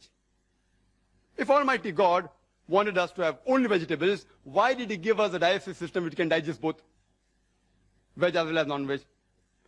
And Mr. Zaveri said that we cannot have raw flesh. I agree with him, most human beings cannot have raw flesh. In the same way, most of the human beings cannot have raw vegetables, raw vegetarian diet, like raw wheat, raw rice. Can you have it? Raw moong, raw drumstick. Can you have? You'll get indigestion. So what is the argument? No, you have to cook them. I know as a medical doctor that raw wheat, raw rice, raw drumstick if you have, you'll have problems. You can't digest them. So you have to cook them. Similarly with the flesh, we non-vegetarians, we cook them for easy digestion. But yet, there are certain human beings who even have raw meat. He gave the name of Eskimos. He didn't tell the root word meaning. The root word meaning of Eskimo, it literally means eaters of raw flesh. So there are human beings who even have raw meat. They are conditioned. Tomorrow if you are conditioned to eat raw wheat and raw rice, even you may be able to digest it. But most human beings cannot digest certain raw vegetables. That doesn't mean you should not have rice, you should not have wheat, that you should not have drumsticks. There are, in the herbivorous animal, an enzyme known as cellulase enzyme. And every vegetable has cellulase. And this cellulase enzyme helps in digesting the vegetables. We human beings, we don't have cellulase enzymes. Therefore, the vegetables we eat, the cellulose part remains undigested, and we call them as fibers. It's undigested. On the other hand, there are certain enzymes like lipase, trypsis, chymotrypsis, which are mainly meant for digesting non-vegetarian food. If Almighty God did not want us to have non-veg food, why did He give us these enzymes? And the primitive man, as said by the earlier speaker as well as the chief guest, archaeological evidence shows us clearly the Homo sapiens, the Eskimos, the Australian Aborigines, they were non-veg. So why the change now? We have the same teeth, we have the same digestive system, and he has given a list of other comparisons which prove we can have veg. And I agree with that. Where did I ever say that you cannot have veg? A non-veg is a person who has the food of the animal products as well as vegetarian food. It's an omnivorous diet. He said that the liver and the kidney in carnivorous animal is large. In the human beings, it is small like the herbivorous, because the animals have raw meat. Therefore, they have to remove the toxin on a higher level. We do it by cooking the food. Therefore, God gave us a small kidney and a small liver, which is sufficient to digest both cooked non-veg and also vegetables. Similarly, with all the arguments, HCl, it's not very acidic. Why? Because we don't require it. If we don't require it, why should God unnecessarily give it to us? Same with saliva, same with the pH of the blood, same with the lipoprotein. All the arguments are that because they have raw flesh, therefore they require it. We don't require it. So why should God give us? Yes, it's required for digesting veg food and cooked non-veg food. He said carnivorous animals, they lick. And the herbivorous animals, they sip. We human beings, we do both. We do both. When we drink, while we drink, we sip. When we have ice cream, what do? We lick. We lick also and we sip also, depending upon what is the food we are eating. Even the tea we can lick, not that we can't lick. But why do waste time? It will take more time. Similar with all the arguments he's given about the teeth being closed. Because we also have vegetables. If God would have asked us not to have vegetables, then maybe the teeth were far apart. He asked us to have both non-veg as well as veg food. And there are various verses in the Quran talking about various foods, pomegranates, talking about vegetables, talking about dates, etc., which we should have. The plants, many vegetarians say, that they regrow. Therefore, we aren't killing the plant, and there are some plants which have that facility, not all plants. There are various, which we cut, it regrows. So if this is the only argument, that because it regrows, you can have veg food, you know, if you cut the tail of the lizard, it regrows. Will you have the tail of the lizard? It's a delicacy. There are human beings, the Australian Aborigines, they relish the lizard. Will you have the tail of the lizard? And the answer will be no. You know what I'm doing now? I'm behaving like a lawyer. I'm feeling ashamed to answer all these things, but I have to do, because it is also a debate. I had come here so that we understand better and have a friendly understanding of each other, but I have to behave like a lawyer also, besides being logical and scientific, because the arguments put forth, anyone who has general knowledge can reply. But because people don't have general knowledge, many people aren't aware. That's why these arguments may satisfy many people. And all these arguments are given in the books, which are distributed. Meat Eating, 100 Facts by Nemi Chand, distributed by Jain organization, also by the Indian Vegetarian Congress. This is a book given to me by Mr. Zaveri. 100 facts about egg, vegetarian or non-vegetarian. Each and every argument can be disproved. Certain things I know that non-veg causes diseases which can be prevented. Let's analyze the behavioral consideration. He gave certain arguments. The food we eat has an effect on our behavior. I agree with him to a certain level. The food we eat has an effect on our behavior. That's the reason we Muslims have the flesh of herbivorous animal like goat, sheep, who are docile and peace-loving. We want to be peace-loving and docile. We don't have the meat of the carnivorous animal like lion, tiger, dog, pig, etc. And the Prophet clearly says all these animals are prohibited. We are peace-loving people. Therefore, we want to have animals which are peaceful. And countering argument, you all eat plants and you all behave like plants. That is suppression of the senses. A lower species. I know scientifically it is wrong. I'm only behaving like a lawyer. I feel ashamed to speak these points as a medical doctor. It's not true that you eat plants, you behave like plants. But the argument he has put forth, I'm giving a counter reply. You eat plants and you behave like plants, weak and suppressed, can't move properly. I'm sorry. I really apologize. I apologize. I have to reply to the arguments. I apologize if I've hurt the feeling of any vegetarian. It is not scientifically true. It's just an argument, a counter argument. Further, he gave the list of various peace-loving people like Mahatma Gandhi, and I respect Mahatma Gandhi because he has done certain good things for India and humanity. But if, because Mahatma Gandhi was peaceful, indicates that if you have veg food makes you peaceful, then today if you analyze the list of the Nobel Prize winners for peace, almost all, or most of them are non-vegetarian. Menachem Begin, non-veg. Yasser Arafat, non-veg. Anwar Sadat, non-veg. Mother Teresa, non-veg. Mother Teresa.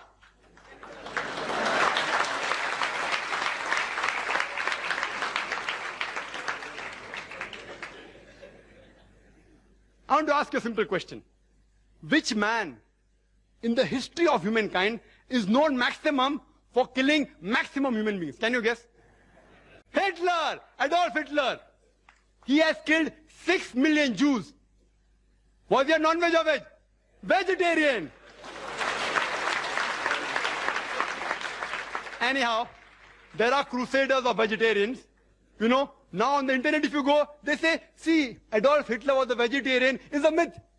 He sometimes had non-veg. And the other side says that, you know, when he had gastric problems, that time he had vegetable foods only. To tell you frankly, on a scientific viewpoint, I do not consider the diet of Hitler to be responsible for him killing 6 million Jews. Neither am I telling, irrespective whether you are a vegetarian or non-vegetarian, I'm not interested in knowing, because I, being a doctor, I know it doesn't carry any weight. There were other factors which influenced him to take this drastic step, which is totally inhuman, not the diet. There are various researches done. There have been research in America on a group of students who were pure non-veg and on a group of students who were veg, pure veg. And they analyzed that the group of students who were non-veg, they were less violent and they were more social. But it's a research. It's not a scientific fact. I will never use this as an argument to prove that non-veg food makes you peaceful. No. I'm a doctor, more of a doctor, as well as lawyer were required because I'm in a debate. There are researches, but these researches aren't scientific facts. Most of the statements what Mr. Rashmi Zaveri made, all were researches, not scientific facts. There is not a single authentic medical book which says that non-veg food in general should be prohibited. Not a single. All these are researches, like the research done by this person in America. Then they say that veg food makes a person intelligent. And he gave a list of great names. Albert Einstein and Isaac Newton, etc., etc. if we analyze the list of the Nobel Prize winners in all these years, majority were non-veg. Majority. And today, animal behavioral scientists, they say that the carnivorous animal should be more intelligent than the herbivorous animal in order to catch the prey. If he's not intelligent, how will he catch the prey? But anyway, I'm not going to use this as an argument, therefore non-veg food makes you intelligent, because these things don't actually affect a human being. The diet does affect a human being, but these arguments don't affect. These arguments don't affect. And all the other arguments given, they don't carry weight actually. There are people who give examples that non-veg food makes you strong is a myth. It's a scientific fact mentioned in several medical books, authentic, that non-veg food is good for health. It does have disease also, you can prevent them. There are proteins, which I'll come to it later on. And to counter-argue that, they give an example of Yadunath Singh Naik. Has anyone heard of him? Yadunath Singh Naik. In the army, it is mentioned in this book, Vegetarian or Non-Vegetarian, Choose Yourself by Gopinath Agarwal. Yadunath Naik, being a vegetarian in the army, in wrestling he defeated 2 non-vegetarians. Therefore, veg food makes you strong. I feel ashamed to reply to these arguments. I feel ashamed. It's a known fact that the title holders of world wrestling, yes, there are vegetarian wrestlers also, but if you compare with the full world, almost all the title holders of world wrestling are non-veg. The person known in bodybuilding maximum, who is he? Arnold Schwarzenegger. 13 times world titles he got. 7 as Mr. Olympia, 5 as Mr. Universe, and 1 as Mr. World. What was he, veg or non-veg? Non-veg. The boxer Muhammad Ali Cassius Clay, non-veg. Mike Tyson, non-veg. Yes, of course, non-veg food does add to the strength. That is a scientific fact. That's the reason that if you analyze that when a person is convalescing from a disease, it's preferable non-veg food. Not that you have to have non-veg, it's preferable, egg, etc. And I'll come to it later on. And then they give an example of a wrestler, Professor Ram Murthy. Never heard his name. He says it's a world famous wrestler. Who has heard of him? Anyone has heard of him? Professor Ram Murthy? No one. World famous. Where do you get this news from? World famous. Then they give the example of Parmajit Singh in London, pure vegetarian, who skips 2,000 times a day. Therefore, vegetarian food makes you an athlete.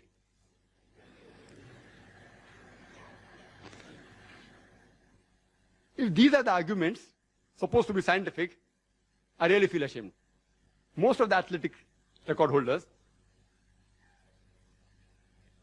here's the Guinness book. You can go through it. I've brought it along here. All mentioned about bodybuilding, athletic, 100 meters dash, all these people. If at random also you check up their dietary history, even giving benefit of doubt, more than 80 to 90% will be non-veg. But I will be a fanatic if I say that all these records are only due to the diets. I'll be a fanatic. A few records may be related to the diet, but not all. For the argument they give that the smell and the sight of a carnivorous animal is strong. The night vision is strong. As Mr. Rashmi Zaveri said, night vision and sense of smell is strong in carnivorous. In herbivorous, it is less. In human meat, it is less. Therefore, we should be vegetarian. There are herbivorous animals, like the bee, whose sense of smell is very strong. And they even have a very good night vision. See, these are arguments which are not scientific, may be useful in a debate to convince the people illogically. Therefore, I'm here. Then he gave the example. Animals have hoarse voice, coarse voice, the carnivorous animal. Herbivorous animal don't have coarse voice. And to ask you a simple question. Which animal is maximum known for a hoarse voice? Donkey. Veg or non-veg? Veg or non-veg? Veg. Anyway, by no means am I trying to prove that vegetarian food creates hoarse voice or non-vegetarian food creates melodious voice. If you see the list of singers, many are non-veg, many are veg also. So just by quoting singers who are veg saying, oh, that's why vegetarian diet makes you melodious, is all illogical arguments. Really, I feel ashamed to answer all these things. And he gave certain economic points. That economic reasons why we should have vegetarian food. It's more economical, according to Mr. Zaveri. And he gave several statistics, so many calories, so many this, so many tons of protein, which is mentioned here. From where they get the statistics, God alone knows. And he mentioned some protein. It's also mentioned in this book that 1 kg of animal protein that we get, we have to feed so many plants, etc. Therefore, it is equivalent to 7 kgs of veg protein. So if you're having meat for 1 kg protein, you are taking 7 kg vegetables. Therefore, vegetable is cheaper. How they get this kg of proteins, I being a medical doctor don't realize. Is it kg of food or kg of protein? And if I agree with them, I agree with them. Okay. You say, for sake of argument, 2 plus 2 is 5. I agree, and then ask you, let's see, take 2 rupees, give me 5 rupees. Take 2,000, give me 5,000. Similarly, if I agree it is right, all the statistics, then I tell that the vegetarians, they should thank the non-vegetarians. You know why? Because if we would not have slaughtered the animal for food, it would have lived for another 5 to 10 years. And in that time, you would have had the vegetables of 7 to 8 people for a few years. So you should thank us from preventing the animal from eating your vegetable food. Furthermore, he gave the calculation from some record, from where, I don't know. 1:14, the land that you graze required for animal is 14 times more than the land required for food, etc. Same example is given here, that the land required to produce 1 ton of beef, the same land you can feed 5 average families. 1 ton of beef is equivalent to 10 or 20 tons of veg food. And the land required to graze an animal can raise 5 average families. My earlier argument also holds good here. But besides that, these ideological vegetarians, they fail to realize that the animals graze on land which is unsuitable for growing crops. They eat the plants which is inedible for the human beings, like husk and stalks, corn stalks. They don't eat plants which are edible for the human beings. Yes, they can eat. But when they enter the fields, the farmer, but natural, takes them out of the field. Why? To cause loss. Yes, if you have excess of crop, etc., there are certain governments who even feed them. And there are nomadic populations who make their living by grazing animals on land which is unsuitable for crop growing. But they eat the vegetation which is inedible to the human beings, and they make their living. Even the animal lives, even the human being lives. And today, according to UN report, about 23% approximately of the land in the world is used for pastures, 23% for forest, less than 10% for cultivation. The remaining 45%, majority, can yet be used for growing crops. Why don't you use that? Why are you running after the food of the animals, poor living creatures? Let them live, let them eat. Why are you stopping them from eating? If the non-vegetarians stop slaughtering the cattle, do you know that there will be overpopulation of cattle? Overpopulation. I am aware that human beings, they raise animals for food. That means, by methods, they increase the multiplication of the animals. But if suppose I agree that from today, all non-vegetarians stop raising animals for food and stop killing them for food, yet they will grow in population. You know why? Human beings. In all these years, our population is increasing. Even with all the family planning method, with all the birth control, hum do hamare do, yet we are increasing. There is no birth control method among the cattle, and the gestation is less than the human beings. 5 months to 6 months to 8 months. Less than the human beings. And they multiply faster. So if we stop killing and stop raising, yet within a few decades, you'll have problems not of overpopulation of human beings, of overpopulation of cattle. How are we going to solve it? There are various nutrition. We talked about protein, etc. If time permits, I will speak in the rebuttal.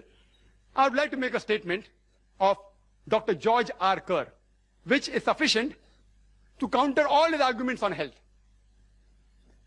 Dr. George R. Kerr, he is the professor of nutrition in the University of Texas. Why I'm giving the designation, you can come to know that these people actually specialize in catching health fraud. People who deal in fraud in health. He says that virtually all authors of the diet and disease books, they propose hypotheses which are untested, ill-tested, unfound, unlikely, or disproved. I would like to repeat. Dr. George R. Kerr says, virtually all authors of books on diet and disease, they propose hypothesis which is ill-tested, unfound, non-tested, unlikely, or disproved. Time is running short. I would like to make the statement that's given by the American Council on Science and Health. Just a statement. See, they are experts. These quotation of research aren't scientific facts. All this quotation that this causes this, disease, that, some are scientific facts, but they can be prevented. But the other thing about mentioning about this land and that land, these are only statistics done by individual researchers. Even when you do PhD, you can do a research and that will come into account, but won't carry weight. American Council on Science and Health says that a person need not abstain from meat and be a vegetarian to have a healthy diet. And the topic is not veg or non-veg, which is healthier. It is non-veg food permitted or prohibited for the human beings? And I will list out the points in summary to make it easier for Mr. Zaveri to answer in the rebuttal. Point number 1. There is not a single major religion which bans or prohibits all non-veg food in general. Point number 2. Geographical places like Arctic, Eskimos live. How could you have provided food all these years back? And today also if you provide, it's going to be more expensive. Point number 3. If all life is sacred, why do you kill the plants? Even they have life. Point number 4. Even plants feel pain. Point number 5. Even if I agree they have 2 senses less, killing a creature of 2 senses less is a lesser crime, is illogical. Point number 6. It's preferable to kill one animal and take one animal life than to take 100 lives of plants for feeding 100 people. Point number 7. Each and every argument can be disproved. The liver and the kidney, HCl. Same with saliva, same with the pH of the blood, same with the lipoprotein. Point number 8. The human beings have an omnivorous set of teeth for eating veg as well as non-veg. Point number 9. They have a digestive system which can digest both veg and non-veg and have proved it, scientifically approved by the enzymes. Point number 10. Primitive man was non-veg. So you can't say it's prohibited for human beings. Human beings means even for that person. Point number 11. The food you eat has an effect on the behavior, but saying that non-veg food makes you violent has got no scientific base at all. Point number 12. Giving argument that veg food makes you strong, makes you peaceful, makes you intelligent, makes you athletes, are all myths. Point number 13. Night vision and sense of smell is strong in carnivorous. In herbivorous, it is less. The carnivorous animal have hoarse voice, coarse voice. Herbivorous animal don't have coarse voice. Are all illogical arguments. Point number 14. That veg food is cheaper, I've disproved it. It's not economical. In certain countries, yes. Like India, it can be. But if you go abroad, in the Western countries, veg food is more expensive. And fresh veg food is phenomenal. fresh vegetables. Furthermore, point number 15, that the land required to graze the animal will cause scarcity of the land for growing crops is also wrong. Point number 16, if the non-vegetarians stop slaughtering the cattle, do you know that there will be overpopulation of cattle? Point number 17, according to Dr. Kerr, these books written by dietitian, they can't be relied upon. All the statistics given are mainly from there. There is not a single statement, point number 18, in any authentic medical book which says non-veg food in general should be banned. Point number 19, there is not a single government on the face of the earth which has banned all non-veg food as a general rule. And point number 20, that even the American Council on Science and Health has said that for a healthy diet, being a pure vegetarian is not required. These are sufficient proof, logical and scientific, that non-veg food has to be permitted. If Mr. Zaveri doesn't agree, I request him to answer scientifically, not by comparison on just researches. But yet if Mr. Rashmi Bhai Zaveri doesn't reply to more than 20 points which I've put forth, yet I will not ask him to become a non-veg. Because I'm not a fanatic non-vegetarian. I'm not. Yet if you want to continue eating vegetarian food, I have got no objection. It's a personal choice. It's a personal choice. Some people like due to certain taste, etc. It's a personal choice. And only thing I'd like to tell the people, that the vegetarians, the ideological vegetarians who do so much propaganda, that this has got more value, etc., they should stop such things and stop distributing these type of books which mislead the people. I would like to end my talk by giving the quotation of the glorious Quran from Surah Nahl, chapter 16, verse 125, which says, "Udu ila sabili rabbika bil hikmah wal maw'izatil hasana wajadil billati ahsan." That is, invite all to the way of thy Lord with wisdom and beautiful preaching, and argue with them and reason with them in the ways that are best and most gracious. Wa akhiru da'wana alhamdulillahi rabbil alamin.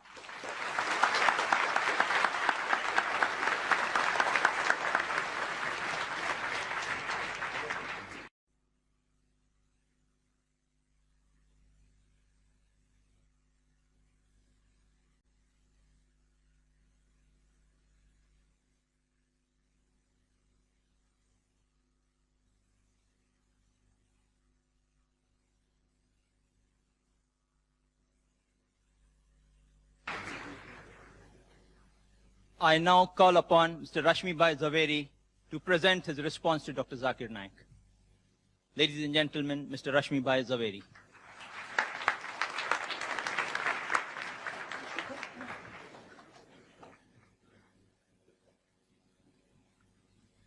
First of all, I really thank Dr. Zakir Naik for giving me the choice whether I would like to still remain a vegetarian or non-vegetarian. Thank you very much. I would request Mr. Coordinator that would you like to have the rebuttal or my comments now, or shall we have? No. Because after all, you know, this is...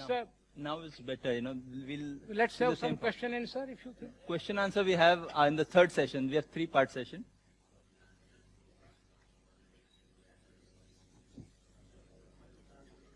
Yes, Mr. Zaveri, you can continue. Now, we are totally at the command of the coordinator, so I will As obey. decided, the same format it's we okay. keep. I will obey. I will not allow Dr. Zakir also to change the format. Now, I'll object.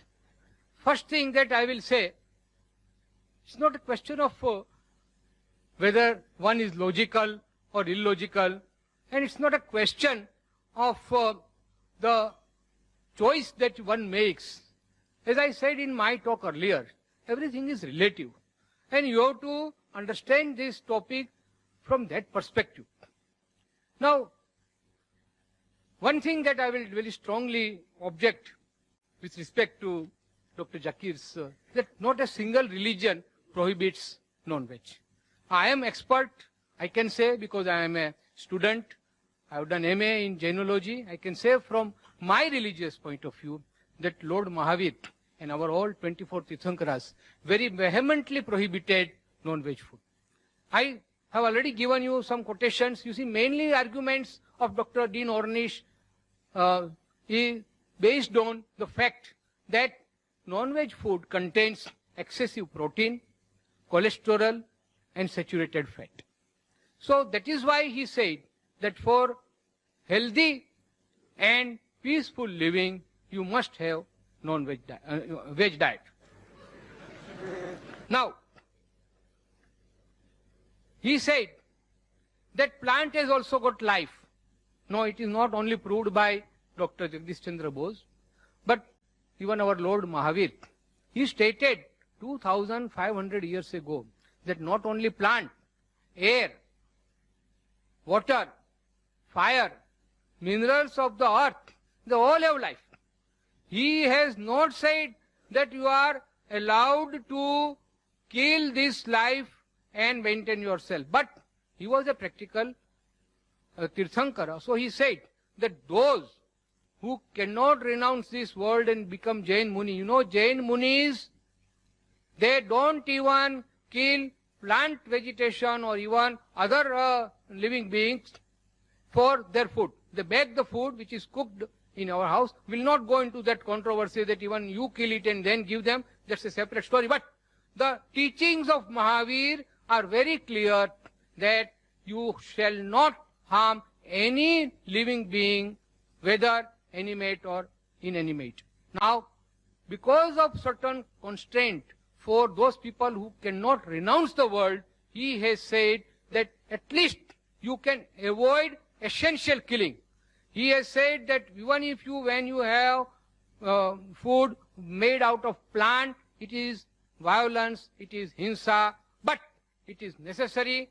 So what I prohibit is unnecessary killing. Friends, this is a very sharp distinction, but very important distinction we should make, that if the alternative is available, we should not go for that alternative which compels us to kill and eat our own fellow creatures. Another thing, so he said plants. In my talk I stated about plant food, and he said that even a lizard can grow tail. That's the only exception. The plants, you pluck fruits, they will give you more fruits. You cut their branches, more branches will grow. See, there is no end to such argument. So let us restrict our argument to this about medical science, and he rightly stated that medically also he has given certain things. I have also stated. Now it is for the enlightened audience to decide whether the scientific facts that I have given are correct or he has given. It's okay. It's a question of argument. Now he has conveniently forgotten. Please excuse me, I am telling because I am trying to rebut your things. The psychological aspect. When we consume animal food, we also inherit certain animal instincts. What have you to say? Please, in your rebuttal, you can say that. Now, doctors also, most of the doctors prescribe raw vegetable. Now, coming to cooking, most of the doctors prescribe raw vegetables for healthy diet. Only that food or cereals which will not be proper for a human being to consume raw, that only can be cooked. But as far as possible, and in our Indian Vegetarian Congress, we always, whenever we have a meeting, we have most of the food raw, uncooked, and that is more healthy according to us. About the books, these books were not given by me to Dr. Naik, and it was given by my friend Mr. Salecha, who approached me. That's okay, it's nothing very important. Now, I will tell you one thing, that you cannot alter the truth by just loud applause. Okay. If you are impressed by my argument, you may applaud me. Or if you are impressed by the other argument, you can applaud that. But I firmly believe that just because some arguments are appealing to you and you applaud them loudly will not alter the truth. And I have referred to about one book, Dr. Deepak Chopra. He has also written many books. He is also a physician, practicing physician, like Dr. Dean Ornish. He has also conducted researches. And he has come out with a theory that your food will have a terrific effect on your impulses and urges, your physical development, psychological development, and emotional development. You know, most of the psychological and emotional distortions are because of the flesh food that one eats, and that is why it is prohibited. It is totally illogical to say that by eating animals you are helping vegetarians. We should not worry about the animal population because nature is quite capable of taking care. Why? Because we are rearing more animals for killing. That is why if we are not doing it, look at the jungle. Everywhere the natural cycle is there. Balancing will take care of itself. Nobody has to worry about it. Now, as per the history that Mr. Trivedi also referred, and also Dr. Zakir, now I will tell from Jain historical point of view that in our Jain scriptures, it is mentioned very clearly that those persons who were living in prehistoric stage, they lived under a tree and they were sufficiently provided by trees, did not have to go for any killing. Friends, I am of course given more time, but I really personally feel that let's not have a sort of dialogue or arguments between. I would like very much the audience to participate and have more time for question and answer. Thank you.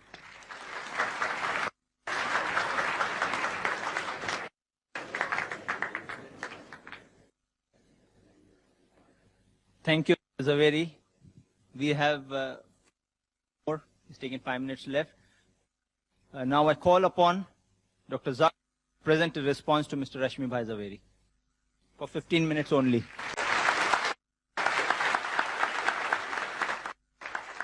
Alhamdulillah. Wassalam ala Rasulillah wa ala ali wa sahbihi ajma'in. Amma ba'd. A'udhu billahi minash shaitanir rajim. Bismillahir rahmanir rahim. Wa qul ja'a batil. Inna al-batila kana zahuqa.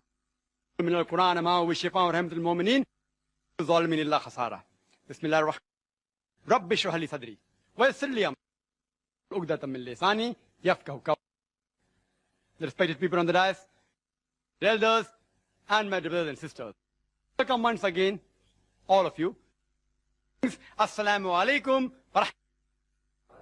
May peace, mercy, and blessing be on all of you. Conveniently forgotten anything. I spoke maybe half minute more. So how can he say convenient? If you give me even 5 hours more, you are willing to stay. For the person who kept time restrictions, let's to bargain for 50 minutes. I would 2 hours, even full day. Because I'm a marathon speaker. I'm a non-vegetarian.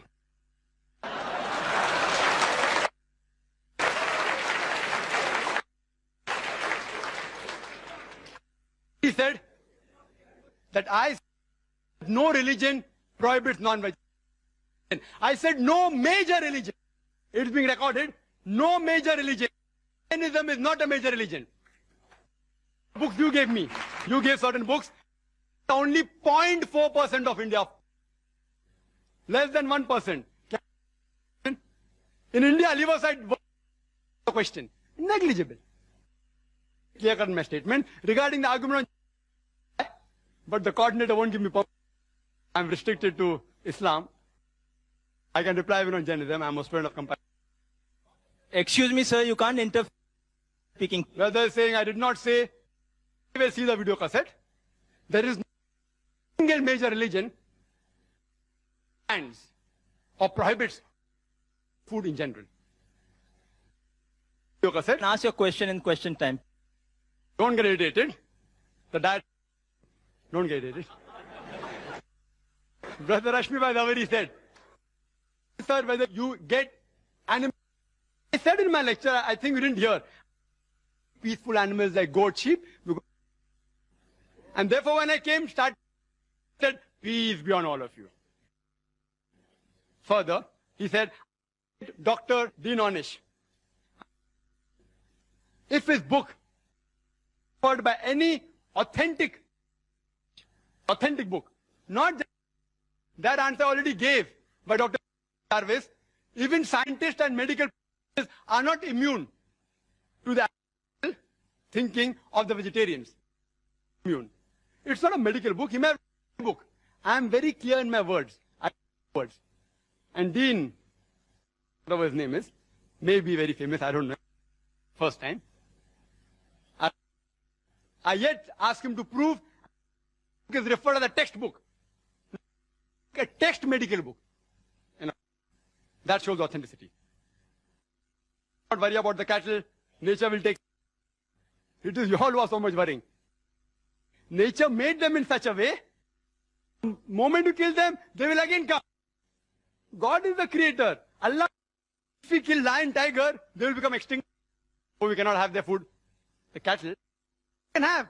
God has made them that way. Follow the instruction of God, they will be overpowered.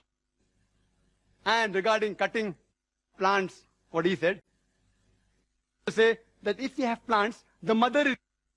So in that way, the offspring, the cow, of the goat, the calves. Can we cut them? Yes. The mother is yet alive. The cow is yet alive. And when the offspring becomes the mother, you can also kill the mother. So even if I agree with this logic, in the animals, more than the plants, if I agree with this logic. Furthermore, I said that best is prevention is better than cure. I agree with Onish when he says that diet is helpful for certain diseases. Even I advise, where I said no. But the topic is not healthier. But making a statement, it is banned for human beings. I challenge any authentic medical, not books, whether given by Russia Foundation or Congress, whatever it is. These books are things which are ill-tested, unproved. There is a method of prevention better than cure which will answer most of your questions. The Islamic method is there, prevention better than cure. When we slaughter the animal, we do the zabiha. We cut the throat and the windpipe and the vessels of the neck without damaging the spinal cord. Otherwise, the nerve going to the heart may get severe, there will be cardiac arrest. When the spinal cord is damaged and the vessels of the neck are slit open along the throat and the windpipe, the heart is pumping, most of the blood flows out of the body. It is a very good media of germ and bacteria. If you slaughter the animal in this way, most of the disease transmitted by blood, many which you named, can be eliminated, can be prevented. The meat is fresh for a longer time if it's slaughtered with the Islamic method. And people say, oh, it's so merciless. Oh, you all are so mercilessly killing, it dies of pain. When we slaughter in this method, when we cut the blood vessels of the neck, the blood supply going to the nerve, which is responsible for pain, is severed. So the animal does not feel pain. The animal kicks and writhers. You know why? Due to the gush of flow. The animal doesn't feel pain. It is contracting and relaxing because there's lack of blood in that part of the body. The animal does not die of pain. It dies a painless death. Painless. Painless. We eliminate most of the disease transmitted by blood. Secondly, there are many countries in the world and many people who raise animals. They give them hormones. And one was mentioned by Mr. Zaveri, he didn't name. It's called DES, diacylglycerol. It's a hormone injected to cattle so that they become fat and you get more money for flesh. This is haram in Islam. Carcinogenic hormone. If ingested in animal, even if you slaughter by the zabiyah method, it is yet haram. It is zabiyah but not halal. It is zabiyah and haram. If the cattle are injected with hormones, you are not allowed to have those hormones. Neither are we allowed to have cows which are fed with non-veg. Because the Prophet said, any animal that is fed with non-veg, it is prohibited for you. After that, if you take care of hygienic conditions and cook the meat very well, most of the diseases which Mr. Zaveri spoke, or not all, most of them will be eliminated. And in the non-veg flesh food, the most dangerous, which is commonly eaten, is pork. It has more than 70 different diseases which you can get if you ingest pork. More than 70 different diseases. And one of them is ischemic heart disease, which he spoke about. Because pork has more of fat building material than muscle building material, it gets deposited on the walls of the vessels, causing atherosclerosis, hypertension, etc. That's the reason in the Quran, no less than 4 different places, in Surah Baqarah chapter number 2 verse number 173, in Surah Ma'idah chapter number 5 verse number 3, in Surah Anam chapter number 6 verse number 145, and Surah Nail chapter number 16 verse number 115. It says, Hurrimat alaykumul maitatu waddamu wa lahmul khinzir wama uhilla li ghayrillah bi.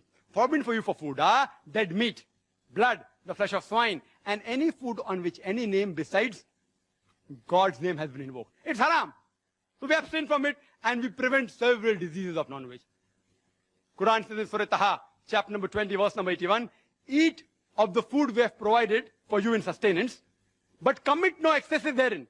Most of the diseases, what Mr. Rashmi Bhai Zaveri spoke about, is due to excessive eating. Even if you eat excessive veg food, you will have many diseases. I will not say, don't have veg food. I'm a doctor. I'm not an ideological, neither a fanatic non-vegetarian. So if you prevent eating in excess, most of the disease will be prevented. If you follow the Islamic guidelines, slaughter in the Islamic method, remove the blood, don't give hormones, cook the food very well, hygienic conditions, avoid pork, don't eat in excess, most of the disease can be prevented. It answers most of his arguments. Few are yet remaining. If time permits or during question and answer time, if you ask, I will reply. Do you know that talking about healthy food, talking about all research and experiments, I'll talk something which is a fact. According to Dr. William, again very famous person, Dr. William, he says that vegetarian food extends the life of a human being for more than 6 years.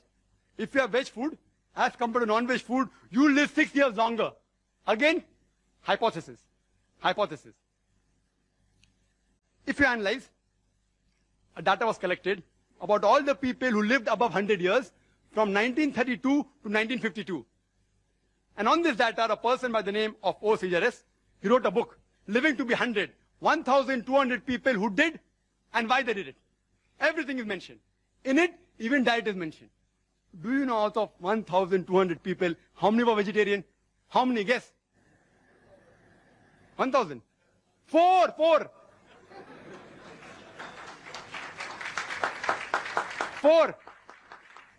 This survey wasn't done to prove veg food or non-veg food. It was done for other reasons. But even the diet was mentioned. It's a fact. It's not a research. It's a fact. Out of 1,200 people who lived in the span of 20 years, over 100 years, only 4 were vegetarian. You know alcohol? Alcohol alone. It is a veg diet or not? Alcohol is veg or non-veg? Veg. From juices of fruits. And the disease that are caused by alcohol alone is more than all the non-veg disease put together. One vegetable diet. So just for alcohol, I cannot say that all vegetable foods should be banned. Today, scientists, and he'll agree, it's mentioned in these books also, the cause of maximum death in the world today is alcohol, number 1. So I don't ban all veg food. What do I say? As Quran says, Surah Ma'idah chapter number 5 verse number 90. Ya ayyuhalladhina amanu innamal khamru wal maisuru wal anzabu wal azlamu rijsun min amali shaitan fashtanibu la'allakum tuflihun. That, oh, you believe? Verily intoxicants and gambling and idol worship and dedication of stones and divination of arrows, these are Satan's handiwork. Abstain from it that you may prosper. Alcohol is a Satan's handiwork. Abstain from it. I only prohibit alcohol, not all veg food. And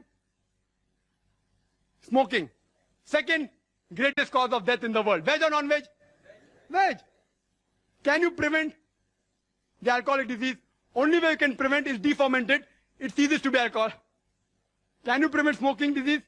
Don't have tobacco. Only option is prohibition. If there is no prevention, then comes the question of prohibition. So alcohol is prohibited. There are more than 400 fatwas by Islamic scholars. Smoking is prohibited because there is no prevention. You know kesari dal? Kesari dal, Indian government has banned it. It causes spastic paraplegia, staple food of Northwest Indians. Banned. Why? It causes death also. Spastic paraplegia. Alcohol. Many countries have banned, including Saudi Arabia, including states in India have banned it.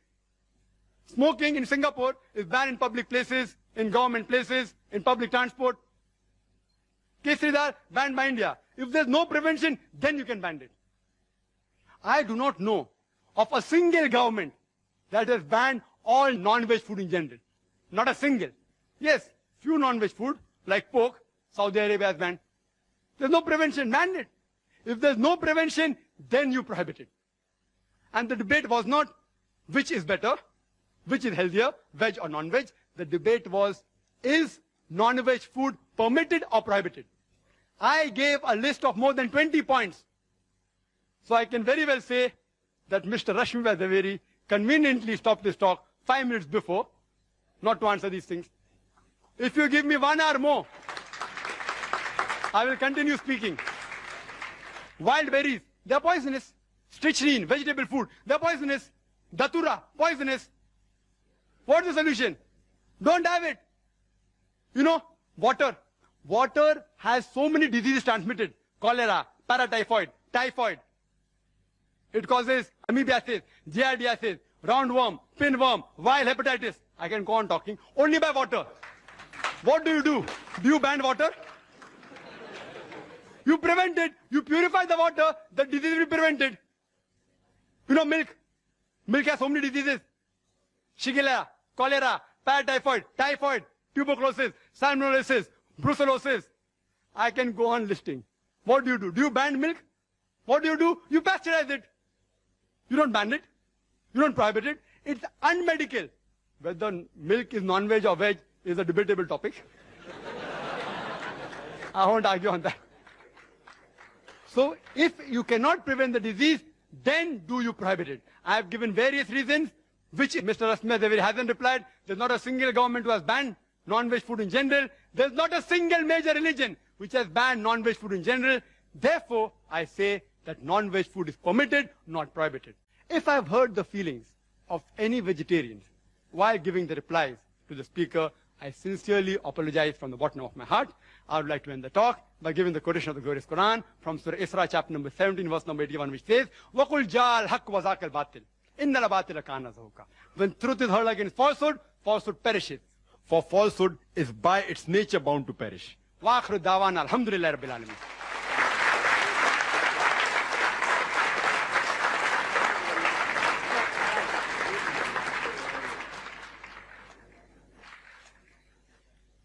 Now we begin the open question and answer session.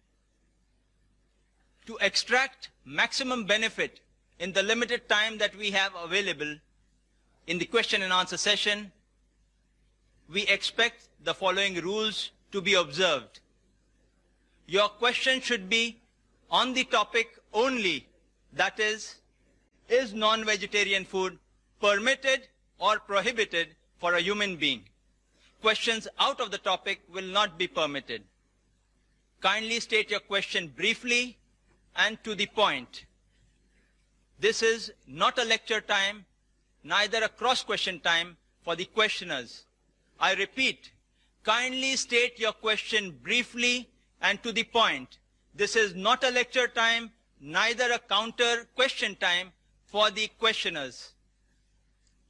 Mr. Zaveri and Dr. Zakir should answer comprehensively, and each answer should not exceed 5 minutes.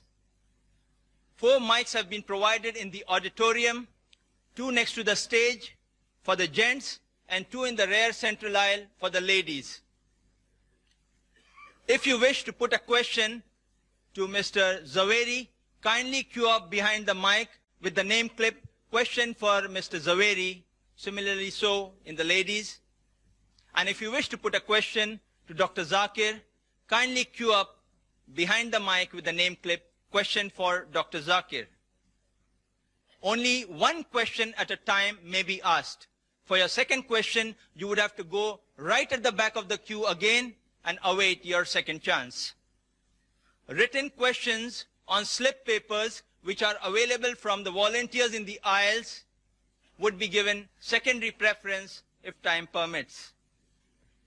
On your slip, where you're putting your question, kindly tick or write to whom your question is addressed, Mr. Zaveri or Dr. Zakir, or it might be put aside. Kindly state your name and profession before putting forward your question so that the speakers would be in a better position to answer you. We would allow one question on each of the mics in a clockwise rotation alternately addressed to each speaker. May we have the first question from the mic on my left? So we have first gents, ladies too, then gents again. Yes, brother, you can have the first question from you. That's for Mr. Zaveri. Yeah. Yes.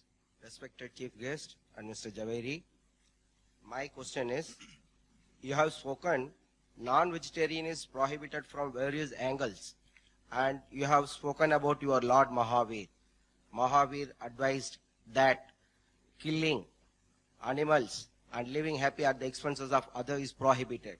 Now please explain to me, did Mahavir say that can you eat vegetarian? Vegetarian in the sense, I mean, Mahavir never go and cut trees and have vegetable foods. He was always sitting under the tree, and the food which he has eaten is mostly fruits which has fallen from the tree.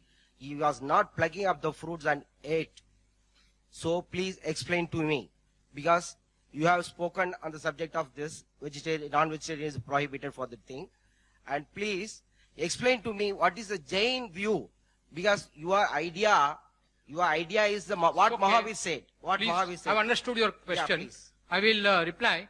See, what Lord, I have stated already that what Lord Mahavir stated, that even plant has got life. And he says that even eating vegetable food is, as per the Jain scriptures, is prohibited for Jain Muni. But because of constraint, everybody cannot become a Jain Muni. That is why he said that at least the unnecessary killing of animals should be avoided. He never said that eating of plant food is allowed even for Jain Munis. Yes, sister. Question for Dr. Zakir. Assalamu alaikum, Brother Zakir. I'm Humayma here. I have a question. There are various pamphlets distributed by a vegetarian society quoting the Quran from Surah Hajj, that it is not the meat nor the blood that reaches Allah, but your piety that reaches Him, thus proving that Islam prohibits killing of animals for fowl. There are many quotations from Quran and Hadith showing concern for animals. I would like to thank the sister. She has asked a very fundamental question, that there are certain pamphlets distributed by organizations proving from the Quran and Hadith that non-veg food a Muslim should not have, it is prohibited. And this was the initiation of this debate.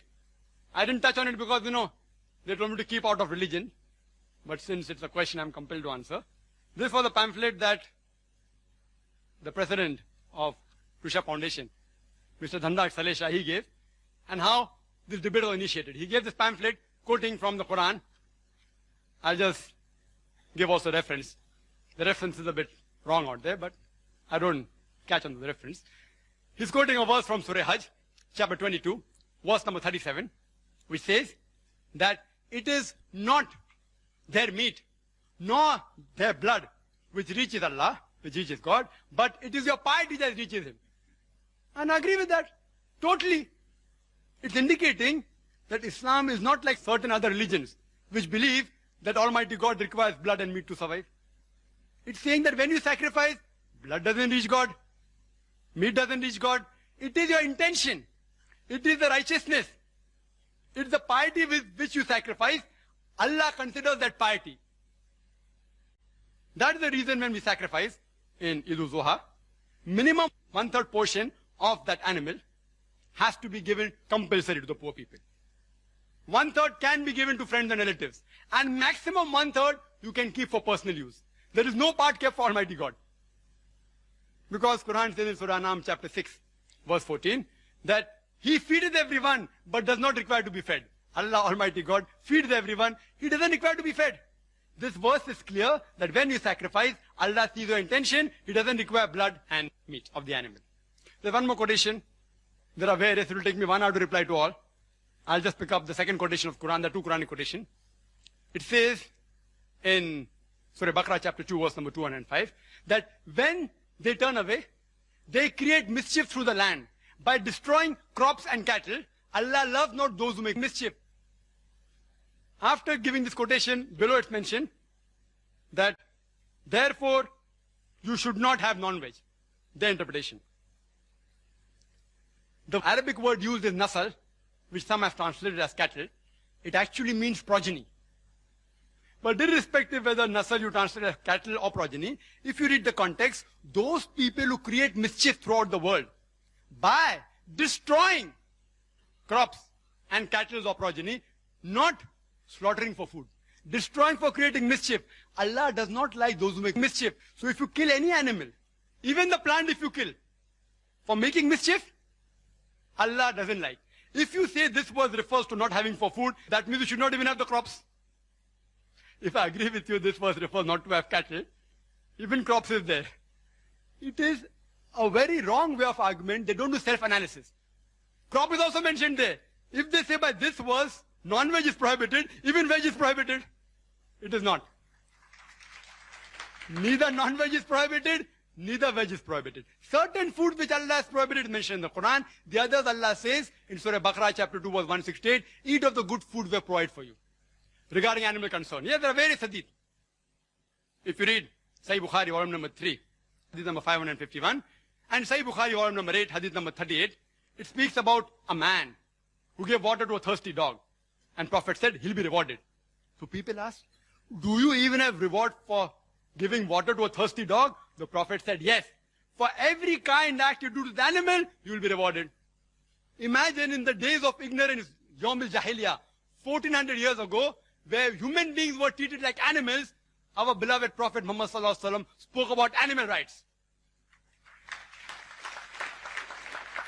Prophet said, don't overload the animals. You know, today in India, 2 bullocks are supposed to also say that the cholesterol in the egg is not the major villain. It is the saturated fat in which you fry the egg. Butter, ghee, lard, pork, which is the main villain. If you don't have this frying in ghee, butter, there are less chances of having ischemic heart disease by egg. And today, amongst the population, 2/3 of the population are non-responders to cholesterol. The moment there's high intake of cholesterol, like taking egg, the liver immediately cuts its own production. And the level that reaches the blood is the same. There are 1/3 people who are to cholesterol. They have a problem. They should abstain from yolk of the egg. Otherwise, even if you have 1 or 2 eggs a day, you will not have heart diseases. If you have it with bacon, with pork, then the problem. If you fry in ghee, you'll have a problem. If you fry in groundnut oil, you'll have a problem. Causing baldness. I don't want to give examples. Even if you check here, there are many people who are bald. There are great philosophers who are bald. I don't want to take their names. I don't want to hurt your feelings. So this thing is just a research which is based on illogical assumption. A research should be practical. And the associate factor for heart disease is also alcohol as well as smoking. These two are also one of the associate causes for heart diseases. Yes, in America, heart diseases are more in non-veg because they are fats. Quran says don't have an excess, this problem will be solved. Secondly, the vegetarians of America, they are fluent. It's a vogue to be a vegetarian because to buy veg food is expensive. If you drive a Mercedes car, you have status. If you have veg food, it is status there. About 3 to 7% are vegetarian in America. Less than 1% are pure vegetarian. Less than 1%. Because they are fluent and they are rich, they take more care of hygiene. And many vegetarian ideologically, also, like even Mr. Rashmi, Zaveri may agree, that alcohol is prohibited, smoking is prohibited. Because of associated factors, the case of heart disease in vegetarian is less. But anyone who has food which is rich in cholesterol or fat, irrespective whether it is veg or non-veg, he will have heart disease. To prevent it, follow the guidance in the Quran, in Surah Taha, chapter number 20, verse number 81, that do not commit excesses. That reminds me of a story. In school we had learned that there was a religious priest who ate excessive food and he had 64 laddus, and when he came back his wife said that why don't you have furan chutki, some digestive. So he says, अरे बावली अकल नाई बन के 6 बच्चों की माता, अगर चूरन चुटकी के लिए जगह होती तो मैं 2 लड्डू और ना भोग लेता. Brother, the question is directed to Mr. Rashmi Zaveri. This is a book I've come across which is named Meat Eating 100 Facts.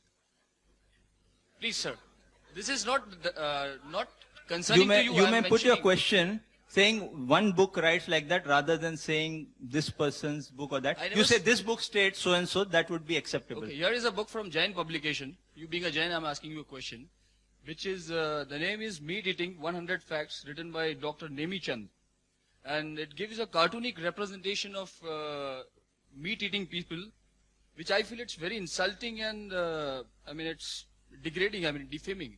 So I just want to ask you, in this Jains being tolerant, is it fair enough for Jains to publish such books which can hurt people's feeling? I mean, is this, it's mockery, I mean. Please answer. Yes, the speaker would not like to answer to that. I give him the full right not to answer to the question which a speaker feels is But not I'm just suitable. asking about, We will allow the second question. Will the speaker? The question of Okay, being the next tolerant. question, please, for the. He passes that answer. He would not like to respond. I'm He not doesn't- satisfied. See, the speakers have a right. See, I would request the questioners not to get worried or agitated in any sort. The speakers have a full right not to respond, or if you feel your question is not right or not suitable for them, they have a right not to respond back. Kindly note to put your question and frame it in such a way that it is not vulgar, neither derogatory, and yes. So it should not be derogatory to the speaker or to a particular faith. Put it in a factual manner. This is what stated. What is your opinion? Don't give your comment in a derogatory manner. Ask, what do you say about this? Yes, don't give your opinion. Let the speaker give their opinion on the subject. Yes, sister. Next question for Dr. Zakir. Dr. Zakir. Assalamu alaikum, brother. My name is Azra. I would like to ask, in a book promoting vegetarianism by Gopinath Agarwal, on page 15th and 16th, he says that the milk a cow gives in its lifetime can satisfy 90,000 persons at one time. But the same cow is killed for flesh can satisfy 1,000 persons at one time. The same applies for goat also. He says killing the goose that lays a golden egg daily is never a wise proposition. Do you agree with him? The sister asked a question again from the same book. And I would like to make a clarification. Mr. Saleh books and said you can have more books, the letter is there if you want. And these books are available various marketplaces. People are bound to buy, etc. That's right. Therefore I'm telling, I'm requesting the people. That's right. That's right. The brothers asked, why am I repeating? Because all the arguments are mentioned here. These arguments, if it's not mentioned here, I wouldn't have repeated it. I'll be able to. Please, I think your tempers must be calm. What Mr. Zaveri said very correctly. Book is written by somebody else. It is he who should try to defend the book. Mr. Zaveri doesn't want to defend the book. So let us forget the book and ask all questions which are pertaining to the talk. Correct, and I agree with it. I agree with it. Mr. Zaveri read from books. He didn't do a research. He read books which speaking against non-vegetarian. He read books and he presented the fact. Either I accept it or I say the fact is wrong. I can't say because I didn't read the book, no one can ask me questions. That's illogical. If you ask me any questions pertaining to non-veg food, I either say the book is false or I say that it's illogical or it's logical. Why do you have to get irritated? It's a book promoting vegetarianism. If someone gets me a book against Islam, I will say that book is false. Excuse me, I don't allow a debate between the audience and the speaker. The audience just put the question. The speaker can only answer the question. Don't get involved. I will not allow Dr. Zakir, neither Mr. Zaveri to get involved in any debate with the audience. This is not a debate time for the audience. Kindly note. You can continue with the answer. I'm going to start with the answer. You can start the timing also. If I'm going to be interrupted every time, I want to give a complete answer. I would request the chairperson not to be biased towards one person only. If they're interrupting my answer, I have to be given time. And sister raised an argument, which is there not only in this book, even in other books on internet. You go to the internet, the same argument is given. First thing is, that is milk veg or non-veg is a big question. There are vegetarians who say that milk is non-veg. This book. I'm not blaming the speaker. This book, again, says milk is non-veg. If we have milk, so many diseases. Other vegetarian foundations say no, we are lacto-vegetarian, we have milk. Whether milk is non-veg or veg. My simple question is, if you don't want to hurt the animals, when you milk the animal, it causes severe pain. You know, artificial milking of animal causes pain. You ask a breastfeeding woman, certain times she has problems and she has to extract milk artificially, it is so painful. So when you extract milk from the animal, it's painful. When you don't agree that animals are meant for food, how can you milk the animals, the cattle and the cow? It is so painful. It is nothing but robbing the animal. If you say the animal is not meant for food, and if you have the milk of that animal, you are robbing the milk which is meant for the offsprings, for the calves. And the example that was given, that a cow, on average, in a day gives 10 kgs of milk. Again, this book. If it's wrong, no problem. It's on the internet also. 10 kgs of milk in a day. In a month, 300 kgs. In a year, about 3,000 kg. Do you calculate milk in kgs? In liters. Why in kgs? I don't know. Ask the author. And then further it says that 3,000 kgs of milk, it will feed 6,000 people. So in full lifetime, it will feed 90,000 people at one time. And the cow, if you kill, only 1,000 people. Which is better? 90,000 or 1,000? Why are you killing the goose that's laying the golden egg daily? It's not a wise proposition. And I agree with that. But the point to be noted is that no milkman will ever give a milking cow to the slaughterhouse. No slaughterhouse will ever purchase a milking cow because a milking cow is multiple times more expensive than a cow which has passed its age of milking. In Bombay, it costs 20 to 25,000 rupees milking cow. An old cow which has crossed the milking age costs only 3 to 5,000 rupees. So, what we do, we non-vegetarians, the cattle, we look after it till the time it gives milk. After it starts giving milk, we slaughter it. We take all the eggs of the goose. When it stops laying, we slaughter the goose for its flesh.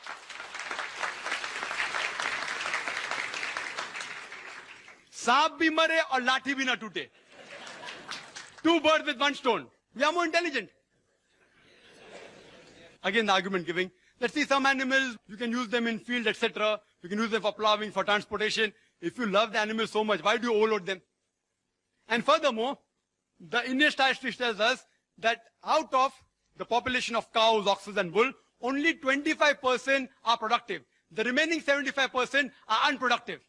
Either past the age of milking or they are males, all non-females, bulls, oxes. Now what will you do with the 75% of excess non-productive cow, goat, bulls, ox? One option, you rear them up yourself. An average bull or cow requires 18,000 a year for living, according to the statistics. Their statistics, not my statistics. 18,000 a year. So after they give milk, they live another 4-5 years. Which farmer will bear the burden of millions of cows every year, 18,000? Second option is give to Jivdaya organization. They leave it open, it enters the field, eats up the crop. Third option, leave them in the jungle, animal will kill them. The last option is best. After they reach the age of milking, utilize the milk, give it to slaughterhouses, it benefits the farmer, he gets some money, and even the animal benefits the human being by eating the meat of the animal, as well as his hide for leather, as well as the bones. Hope that answers the question. Next question for Mr. Zaveri. According to Kastur Chand Jain, in the marriage of the 22nd Tirthankar, Aris Nemi, popularly known as Neminath, meat of animals and birds was served, and both the bride and the bridegroom, according to Shastra, were Jains. Another incident was quoted that Chelna, a Jain Shravika who was the wife of Bhimsar Shrenik, a contemporary of Mahavir, was pregnant, and she had the desire to eat the heart of her husband. Bhimsar's eldest son, Abhay Kumar, instead gave her some meat of a dead animal, and Chelna, thinking it to be her husband's heart, ate it. I don't know how authentic is this article and whether what Kastur Chand said is true or false. What is its explanation? Please explain. I'm referring to the article from the Caravan series, December 1981. Thank you, sister. First of all, I will request the coordinator to only allow those questions coming out of my talk, not out of any other book or other references for which I am not responsible. But because I am a true Jain, I know definitely about the Jain history, about Neminath Tirthankar. Yes, it is true. That is why he propagated that the killing of, that is exactly why he renounced the world, that for my marriage, are you going to sacrifice all these innocent creatures? No, I don't want such a feast for me. And that is why he became a Jain Muni and ultimately a Tirthankar. So that is why I can say that all Jain Tirthankaras have absolutely, in absolute terms, have prohibited non-veg food. Thank you. And please restrict your questions to my talk only, not because it seems, I don't know, it seems that these books were given in all good faith, that they should understand our viewpoint. It seems that they are all distributed to those people and they are now asked to ask questions. I don't think that is fair. You can ask me any question from my talk. I will be very happy to say that. And I will request any question can be asked on the topic. The thing is that whether it's in the talk or out I of don't the mind, talk that is okay.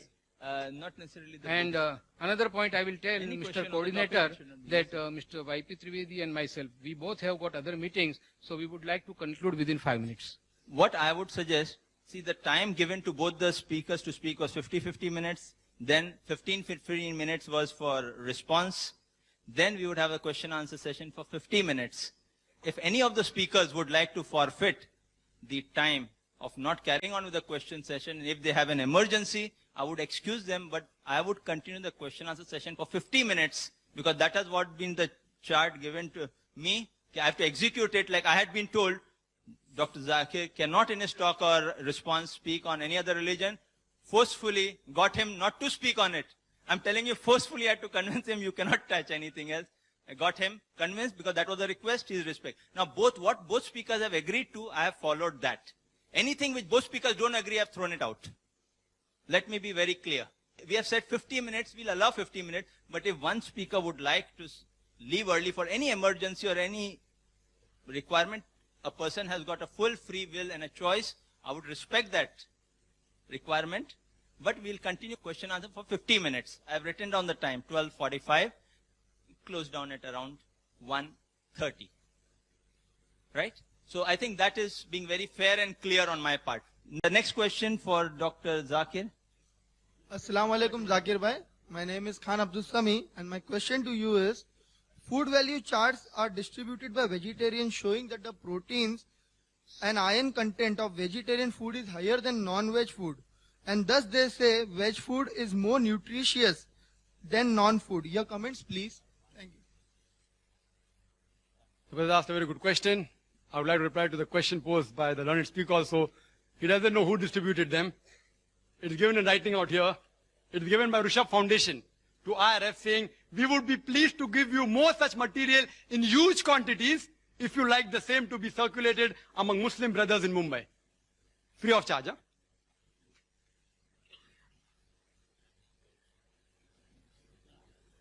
The brother has asked a question that there are fruit charts being distributed. Yes, even we get in a foundation. We didn't respond, saying that it's not worth responding. It's not worth responding. But when the request came from the Rishabh Foundation, are you willing? I reluctantly agreed, it is not a topic of scientific thing. It's a well-known fact. He said, yes, we'll debate. I said, fine. So I'm here, just replying.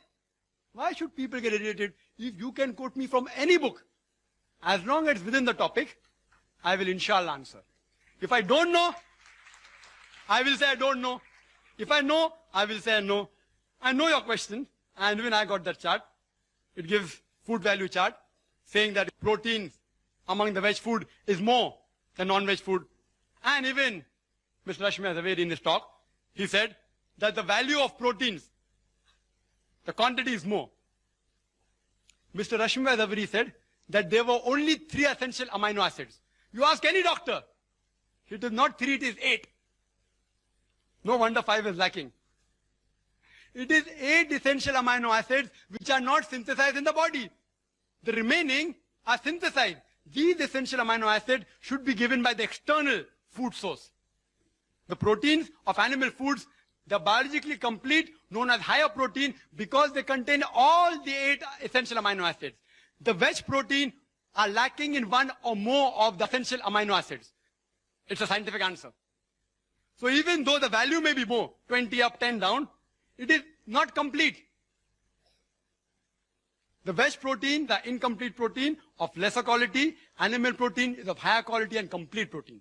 Similarly, if you analyze, even the iron you get from the diet is of 2 types. One is heme iron, one is non-heme iron. Heme iron can be absorbed easily in the body. Non-heme iron cannot be absorbed easily. In the animal food, there is heme iron as well as non-heme iron. The vegetable food contains very little heme iron. Therefore, they cannot absorb. Therefore, there's more deficiency of iron in them. So even I agree with you, the iron content in figures may be high. The protein content may be higher. Down the conclusion is, veg food is more nutritive. It's misleading the people. It's nothing but misleading. I would call it in plain English, fraud. Who's doing it? Some vegetarian society. Misleading the people. And fraud is prohibited in every religion, small or big. Whether major or minor religion, fraud is prohibited. Please. I am always prepared. I'm always prepared when I quote scriptures. Therefore, it's not on the table, it's inside. I wasn't supposed to quote unless compelled otherwise. Now they're compelling me to answer. Therefore, I kept it behind. Otherwise, my books are in the front always. They're compelling me to reply, therefore I'm replying. It's within the rules of the debate. I haven't completed yet. So I have to speak for 5 minutes. What?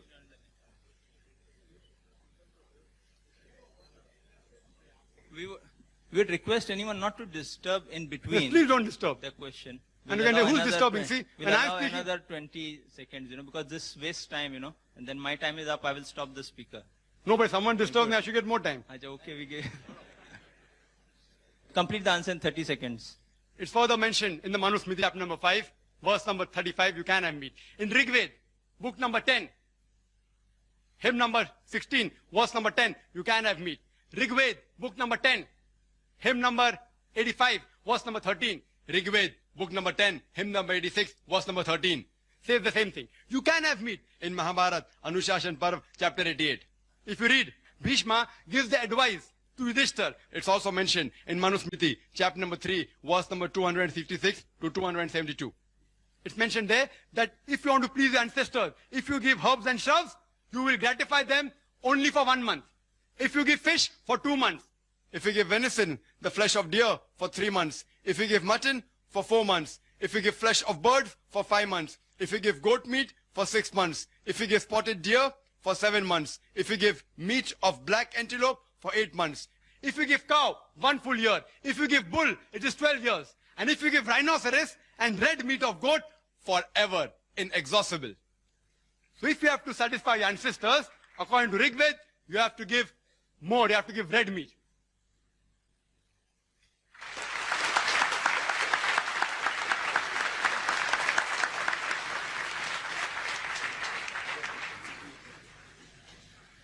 Assalamu alaikum. My name is Gulfam, and this question goes to Mr. Zaveri. Sir, in your dialogue, you said, Jain Munis don't kill plants, they ask for alms. So is it that they force others to kill plants for them? Or is it that when they put masks on their face, they are not killing the germs and others are killing the germs by not putting the mask on the face? What is it? Please clarify. It's a very good question, sister. I am really very happy. Of all the questions, I would definitely give you first number because it is said in Jain religion that you should not kill anybody, you should not allow anybody to kill, and you should not appreciate if one kills. So all these 3 things are there. So if a Jain Muni comes to know that this food is prepared for him, he will not take it. So this is the rule of Jain Muni. When they come to us for begging, they ask us very clearly. We also know that they will ask us, have you prepared anything for us? We have to very honestly say, we have not prepared anything. It is for us. We have prepared, say, 4 chapatis. He will take only 1. We will be happy with 3. This is the way of begging of a Jain Muni. He will not kill. He will not allow others to kill. He will not propagate killing. He will not even eat if he comes to know that this food is prepared for a Jain Muni. I am happy that in this august and enlightened audience, I have been given an opportunity to clear the viewpoints of Jain Muni. Thank you very much. And I will now request coordinator that Mr. Trivedi and myself, it is really going on so nicely that we would like to continue here for hours together, but I am sorry that time constraint is such. Last 2 questions, we'll allow 5 minutes. I don't think it will be... I think we have been talking so much about vegetarian food and non-vegetarian food, but we are all hungry now. I think we should go and eat. So only last 2 questions and then we disperse. Mr. Trivedi has said we'll allow last 2 questions on the mic.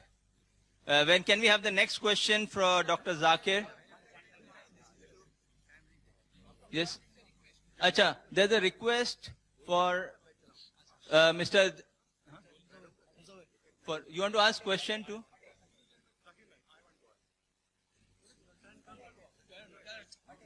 No, but they should have to follow. But I think you should have come up in the queue, you know.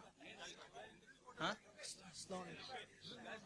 Assalamu alaikum. My question for Zakir Bhai is, are non-vegetarian food deficient in Achha, there is a request from the others.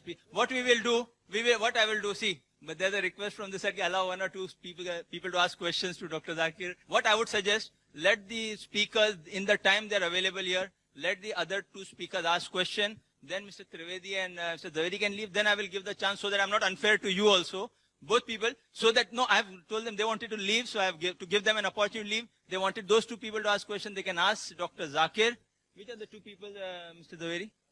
Mr. Bhai and आप दोनों को chance दे देंगे. Then after that, we will carry on. The other 2 people will be given chance so that I'm not unfair to them. I hope the audience bears with me. For another 10, Mr. Trivedi and Mr. Zaveri would like to leave after that. So let those 2 people ask question. Acha, we'll allow only... No.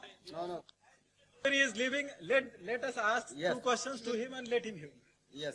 Okay. Yes, let us also ask a question. Okay, yes, agreed. Let those 2 people ask question, which Mr. Zaveri has requested. Mr. Bhai, who's Mr. Bhai? Acha, one Mr. Bhai and that... Rule. Will not... Acha, and the other 2, they too... Acha, we'll allow them to ask 2 questions to... To Dr. Hussain. Excuse me, Mr. Zaveri.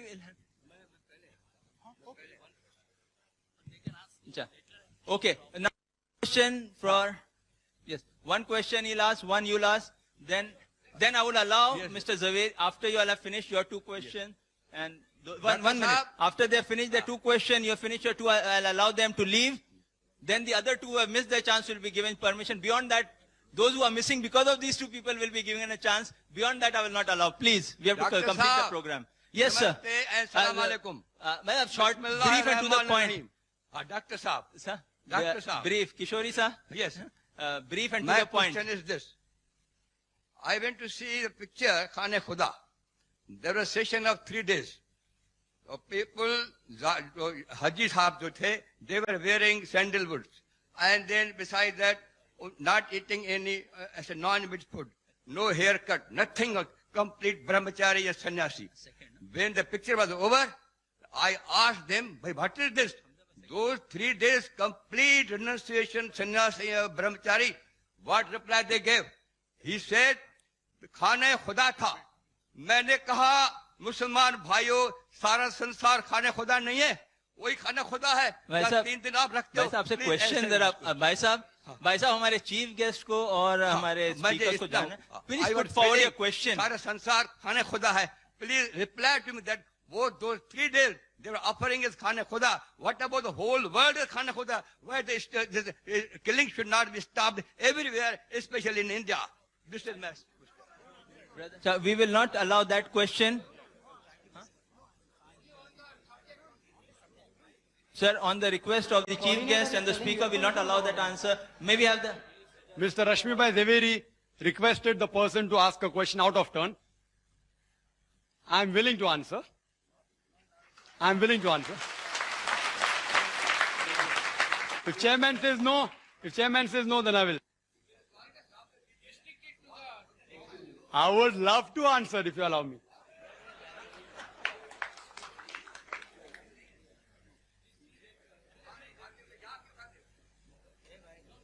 Okay. Anyway, I will control the order. Nothing will go wrong. Okay, we'll allow him, but a short this thing. What was the question? I didn't hear it. I heard the question. I am supposed to answer.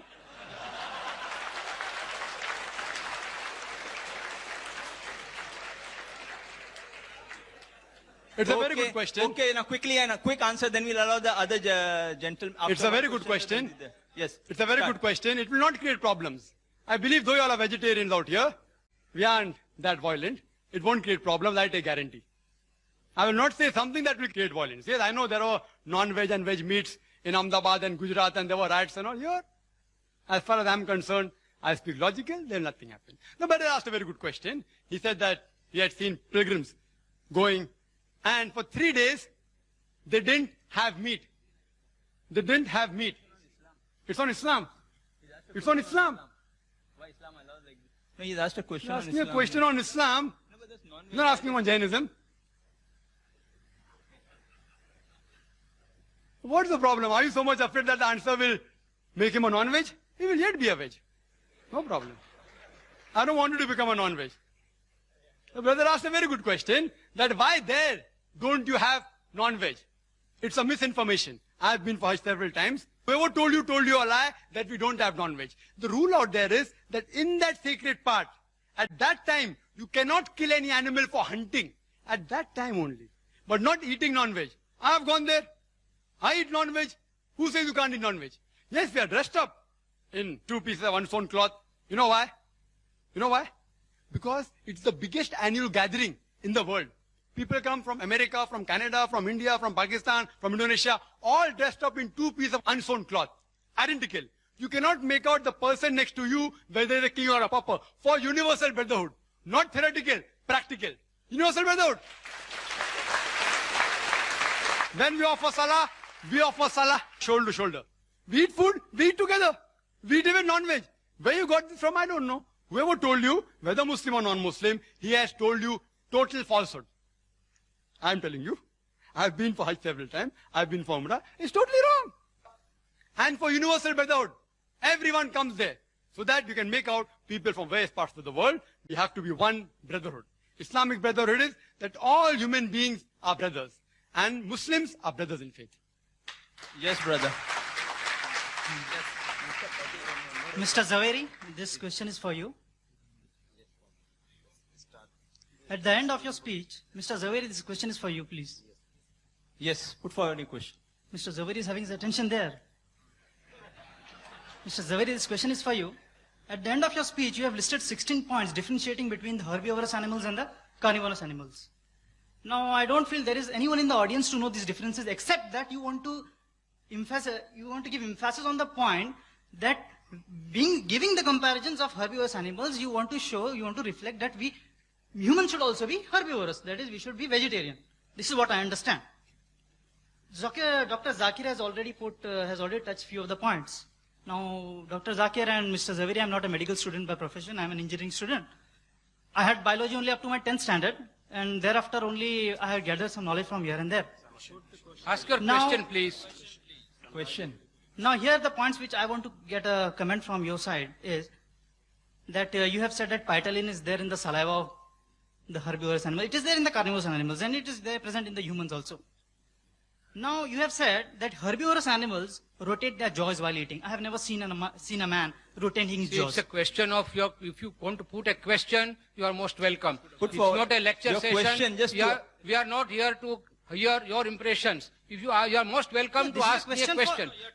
Ask me a direct question. I'll be too willing to give you a reply. See, because both Mr. Trivedi and myself, we have got other appointments. We will be leaving after this. You ask your question in 3 to 4 sentences. That's all. My 3 to 4 question, sentences. What was the need for you to give the differentiation between herbivorous and carnivorous animals? What do you want to emphasize? Yeah, it is a very natural thing that when I stated that almost all limbs and parts of the body of a human being are very similar to herbivorous animals, it is for the enlightened audience to decide whether I say, whether you agree with me or not. If you agree, it's well and good. Otherwise, if you don't agree, then also well and good.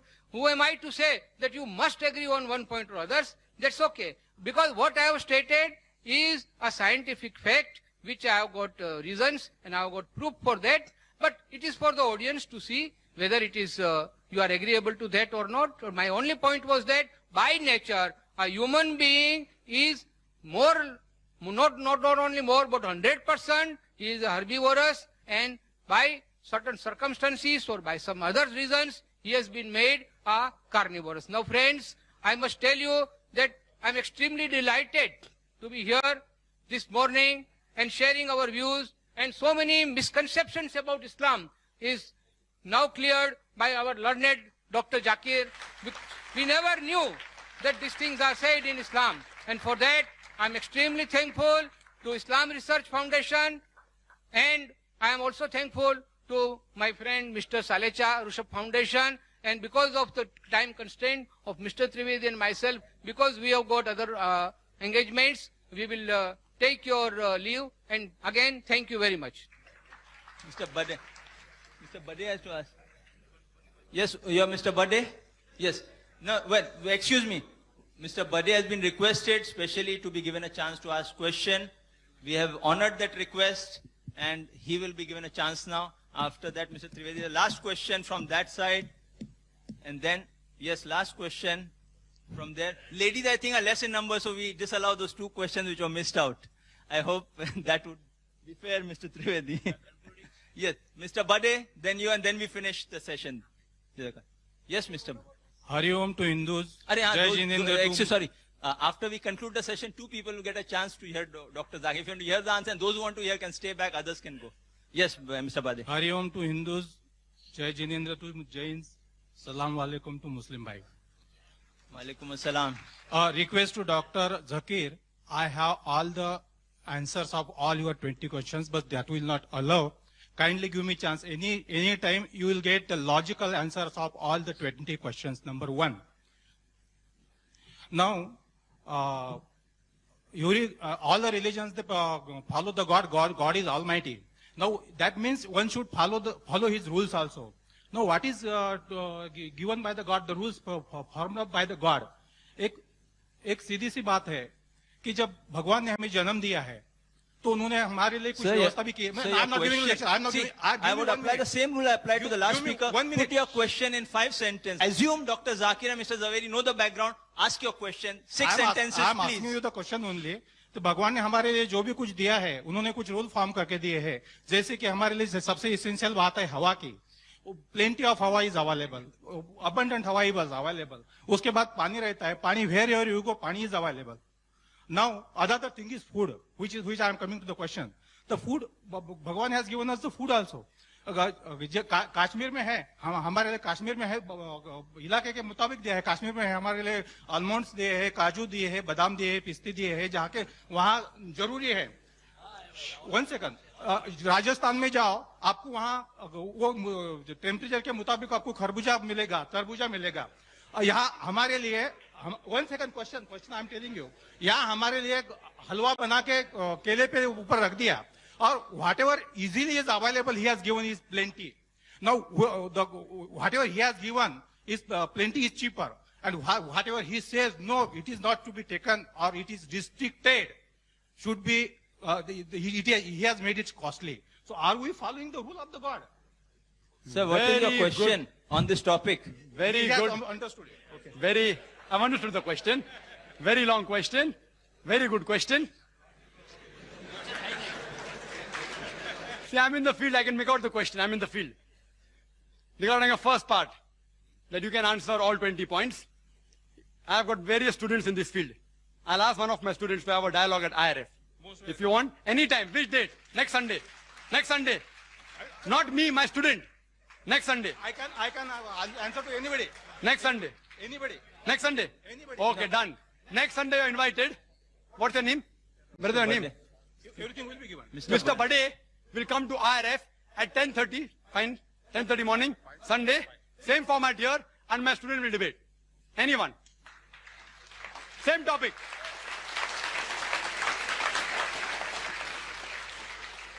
His question, that God has provided air, right, water, everything easily available. So why go for things which are uneasily available and costly? Very good question. That you have to point out to Mr. Zaveri. He is telling that vegetables should be transported to Arctic Circle. Vegetables should be transported to deserts. Tell him, I didn't say that. I'm saying if vegetable is available, have vegetable. If animal is available, have the lawful animal. You have to pose that question to him, not to me. Point number one. You should have easily available food as long as it is lawful. We should have expensive food, you told me. It's like I telling a rich person, why are you living in Nariman Point? You know, 1 square feet of land, apartment, Nariman Point, costs 25,000 rupees. Come to Mira Road, only 1,000 rupees per square feet. When the rich man can afford to pay money to buy a good flat, why are you preventing a rich man to buy good food?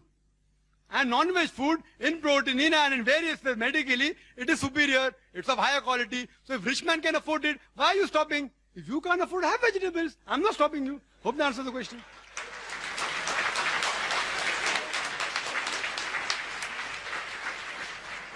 Thank you for your enthusiasm. We'll not allow that question. Mr. Zaveri said he would like to, he's exhausted and we respect his views. He would like to leave, so we'll not allow that question, but we'll allow 2 people here who are to ask questions after Mr. Mr. Dhanraj Sarlecha would propose a vote of thanks, after which those who would like to leave may leave, those who would like to hear those 2 questions and 2 answers. It's not working. Hello. The meeting would be formally closed. Only 2 questions Hello? after the meeting would be allowed. Hello. Excuse me, this is one last question from the ladies. This is for Dr. Zakir. No, we'll allow the, no, no, after this just 2 people and 1 from the ladies, no one else would be, one, 2, 3, 4 questions. Yeah. Yeah. Hello. Excuse me, Mr. Trivedi is saying I should be strict. Now the thing is that I am being compassionate. I give chance to 2 people here. Now everyone is demanding what we'll allow, vote of thanks right away, then 4 questions, 2 here, 1 there, then close. That's final. Yes, Mr. Dhanraj Sarlecha to propose a vote of thanks. Chief guest Sri YP Trivedi, learned speakers of dialogue, distinguished guests, brothers and sisters. It's really my pleasant duty to offer vote of thanks on behalf of all the 3 organizations on whose behalf I thank Sri YP Trivedi to spare his valuable time and grace this occasion as chief guest. I am really thankful to both the speakers for their most interesting and informative discussion, and above all, I thank you all the participants for participating in the debate. Thank you.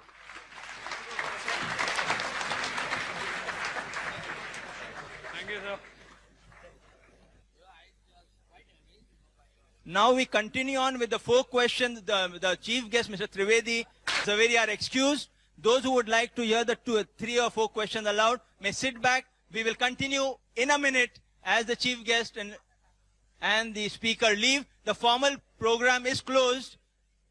We will have an informal 4 questions allowed for the audiences, for the 4 questioners who didn't get a chance because of my interfering and giving the other speakers a chance. Ladies and gentlemen, your attention please. We are starting the sequel question answer session right away. Yes, brother. My question is, are non-vegetarian food deficient in nutrition?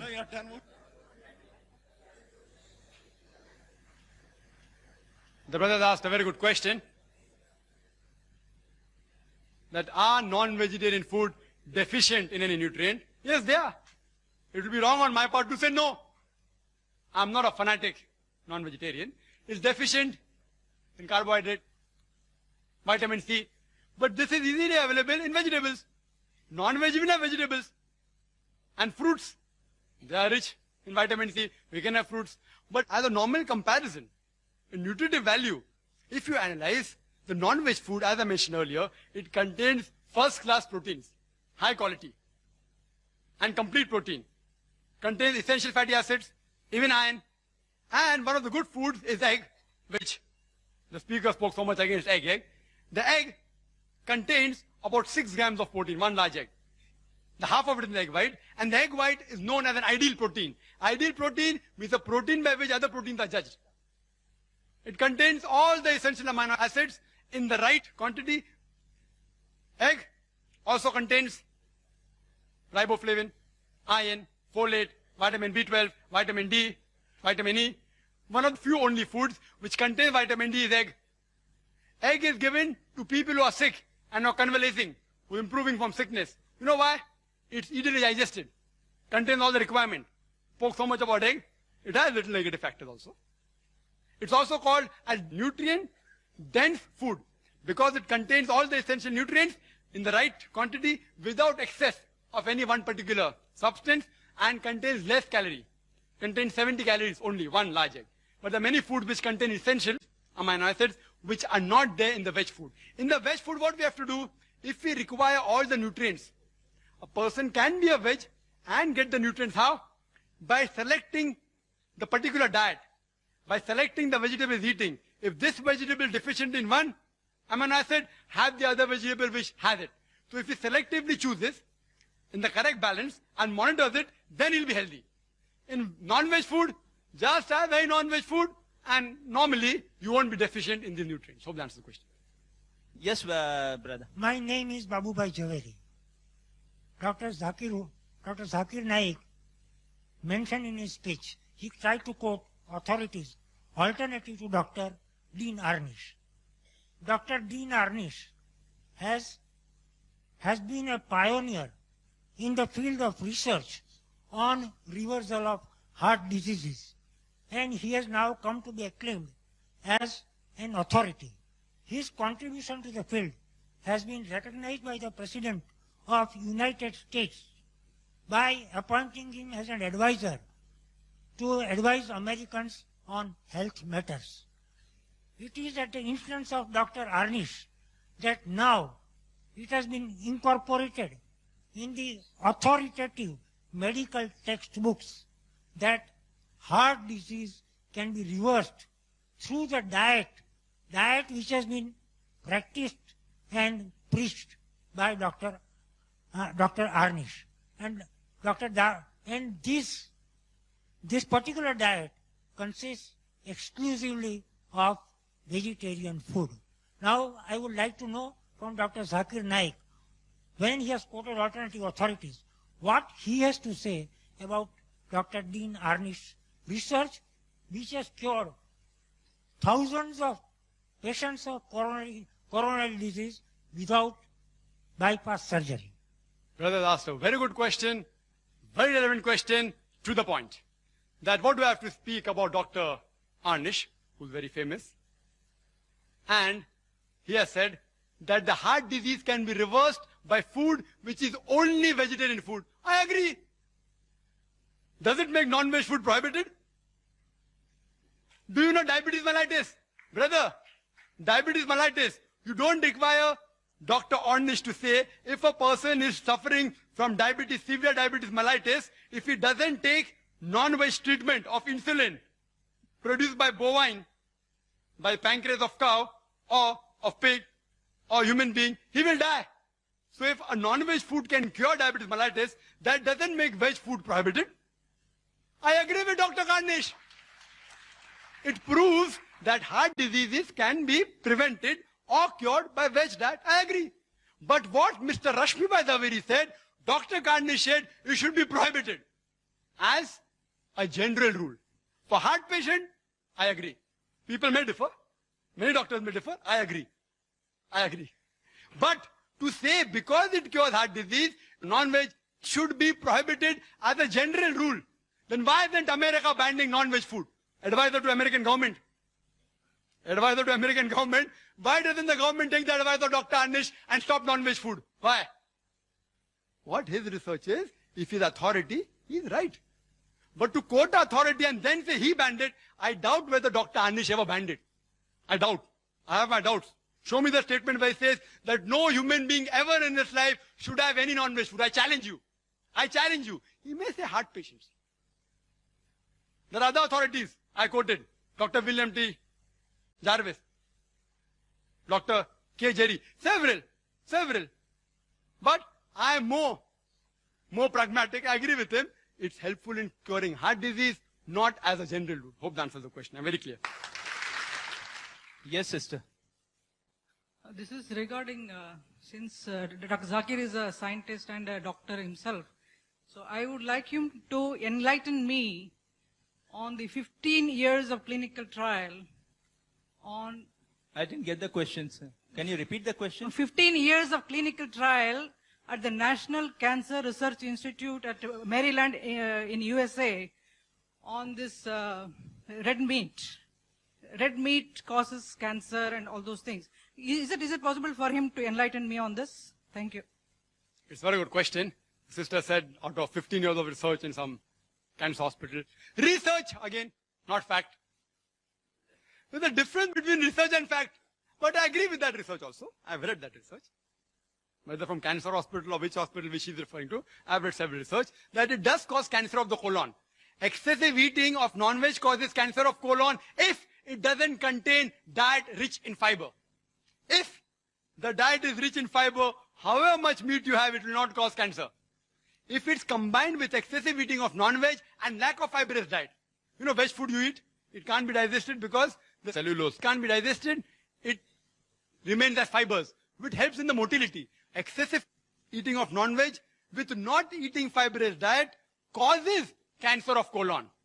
But if you have the proper combination, everyone having red meat doesn't have cancer. Excessive eating, Quran says it is haram. So they are going against the Quran. They are bound to get diseased. That doesn't mean non-veg should be prohibited. It should be said excessive eating of non-veg should be prohibited. Hope that answers the question. Wa akhiru da'wana alhamdulillah rabbil alamin. Thank you very much. Jazakallah khairan for being here today and sharing your Sunday morning with us. Inshallah, we'll be in touch with you.